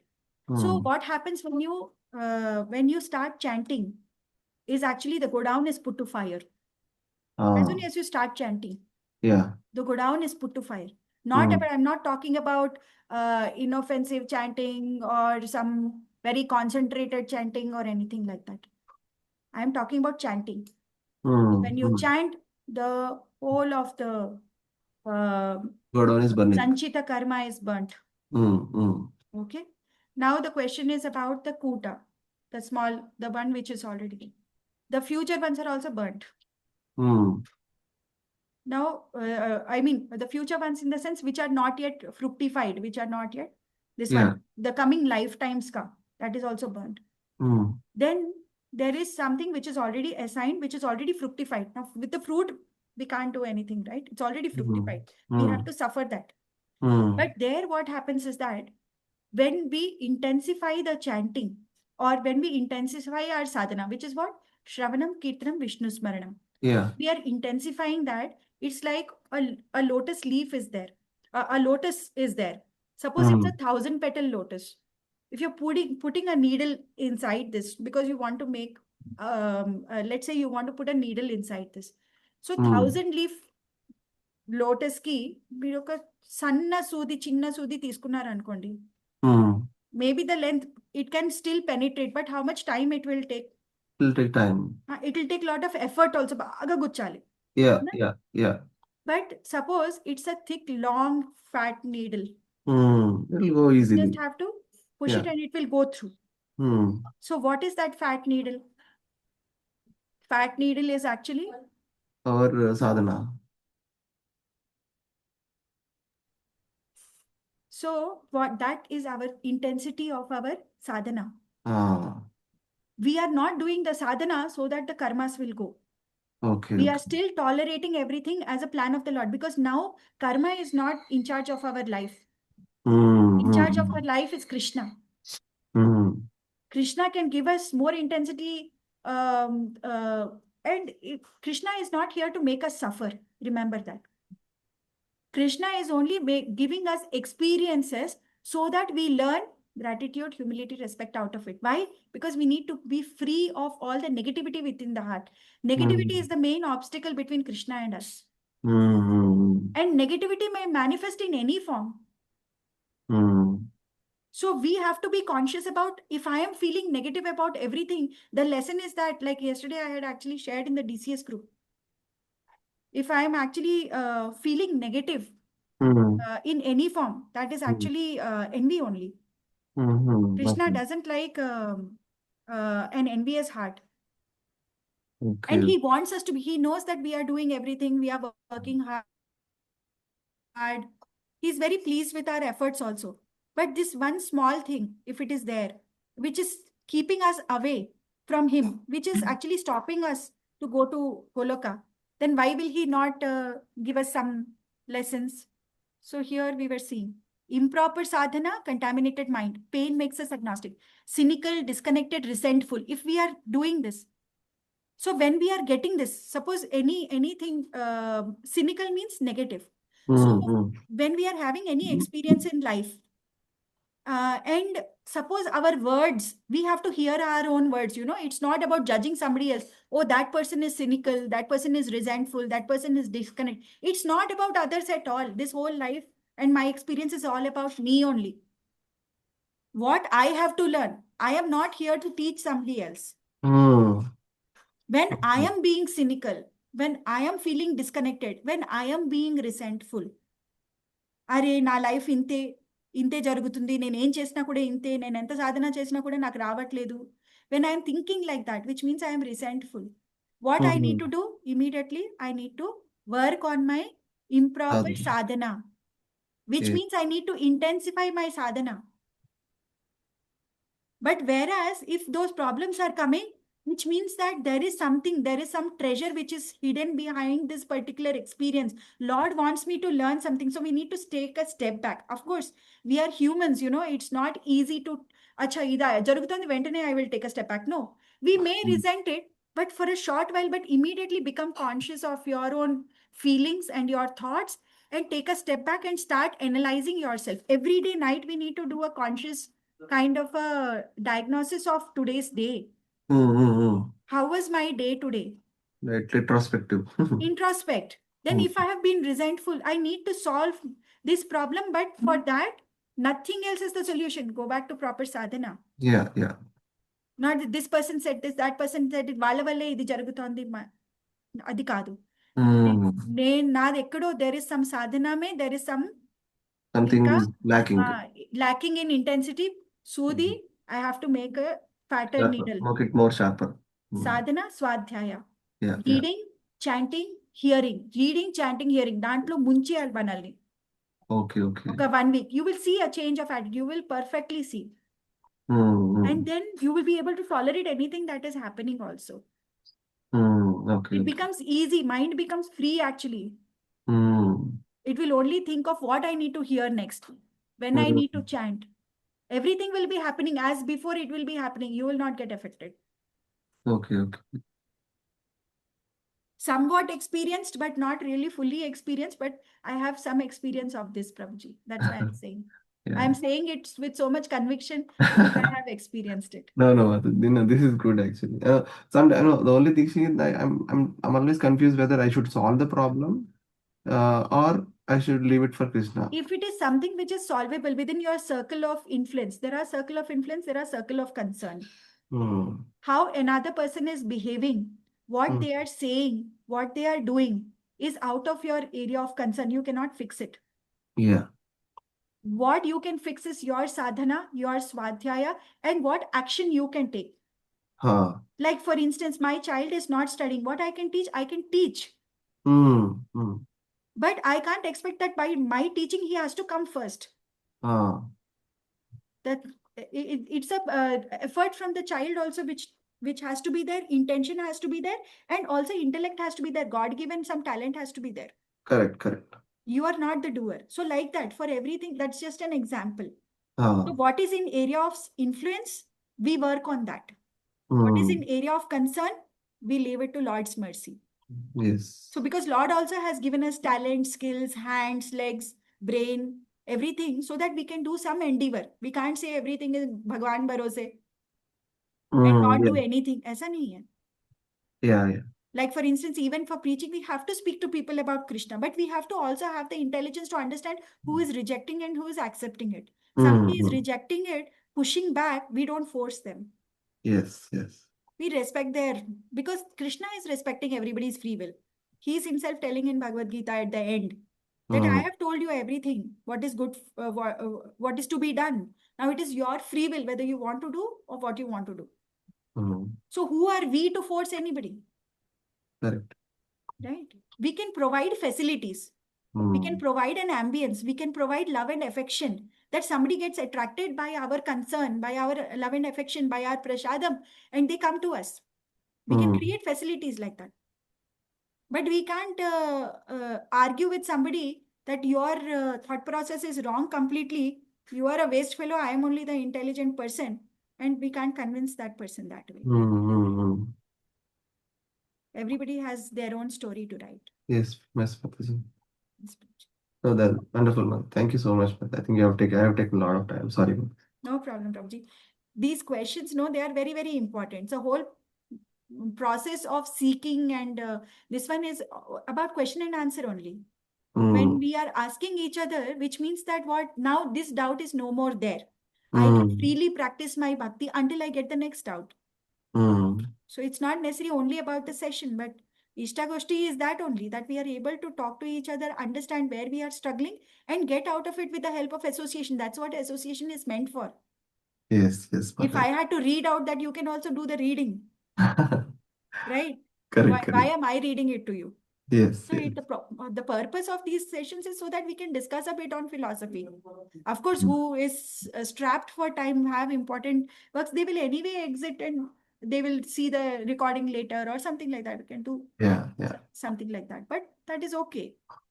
We can't say, okay, my time is up. Me question తర్వాత bye bye Yeah. అట్లా చెప్పలేను, నేనైతే చెప్పలేను. Yes, మిగతా వాళ్ళ yes. సంగతి నాకు తెలియదు. No, I know, Mataji. Yeah. Thank you so much. Yeah, I think we can end the call, Mataji. Yeah. Anybody else with any other questions? Okay. वाञ्छाकल्पतरुभ्यश्च कृपासिन्धुभ्य एव च पतितानां पावनेभ्यो वैष्णवेभ्यो नमो नमः. अनंतकोटि वैष्णव वृंद की जय. जय ग्रंथराज श्रीमद् भागवतम की जय. जय जगत गुरु शिला प्रभुपाद की की जय जय. गौर प्रेमानंदे हरि हरि बोल. Deepa Mataji ki jai. अनंत कोटि वैष्णव वृंद की जय. Merciful Vaishnavas. Hare Krishna. Thank you so Thank much, you. Mataji. Thank you so much.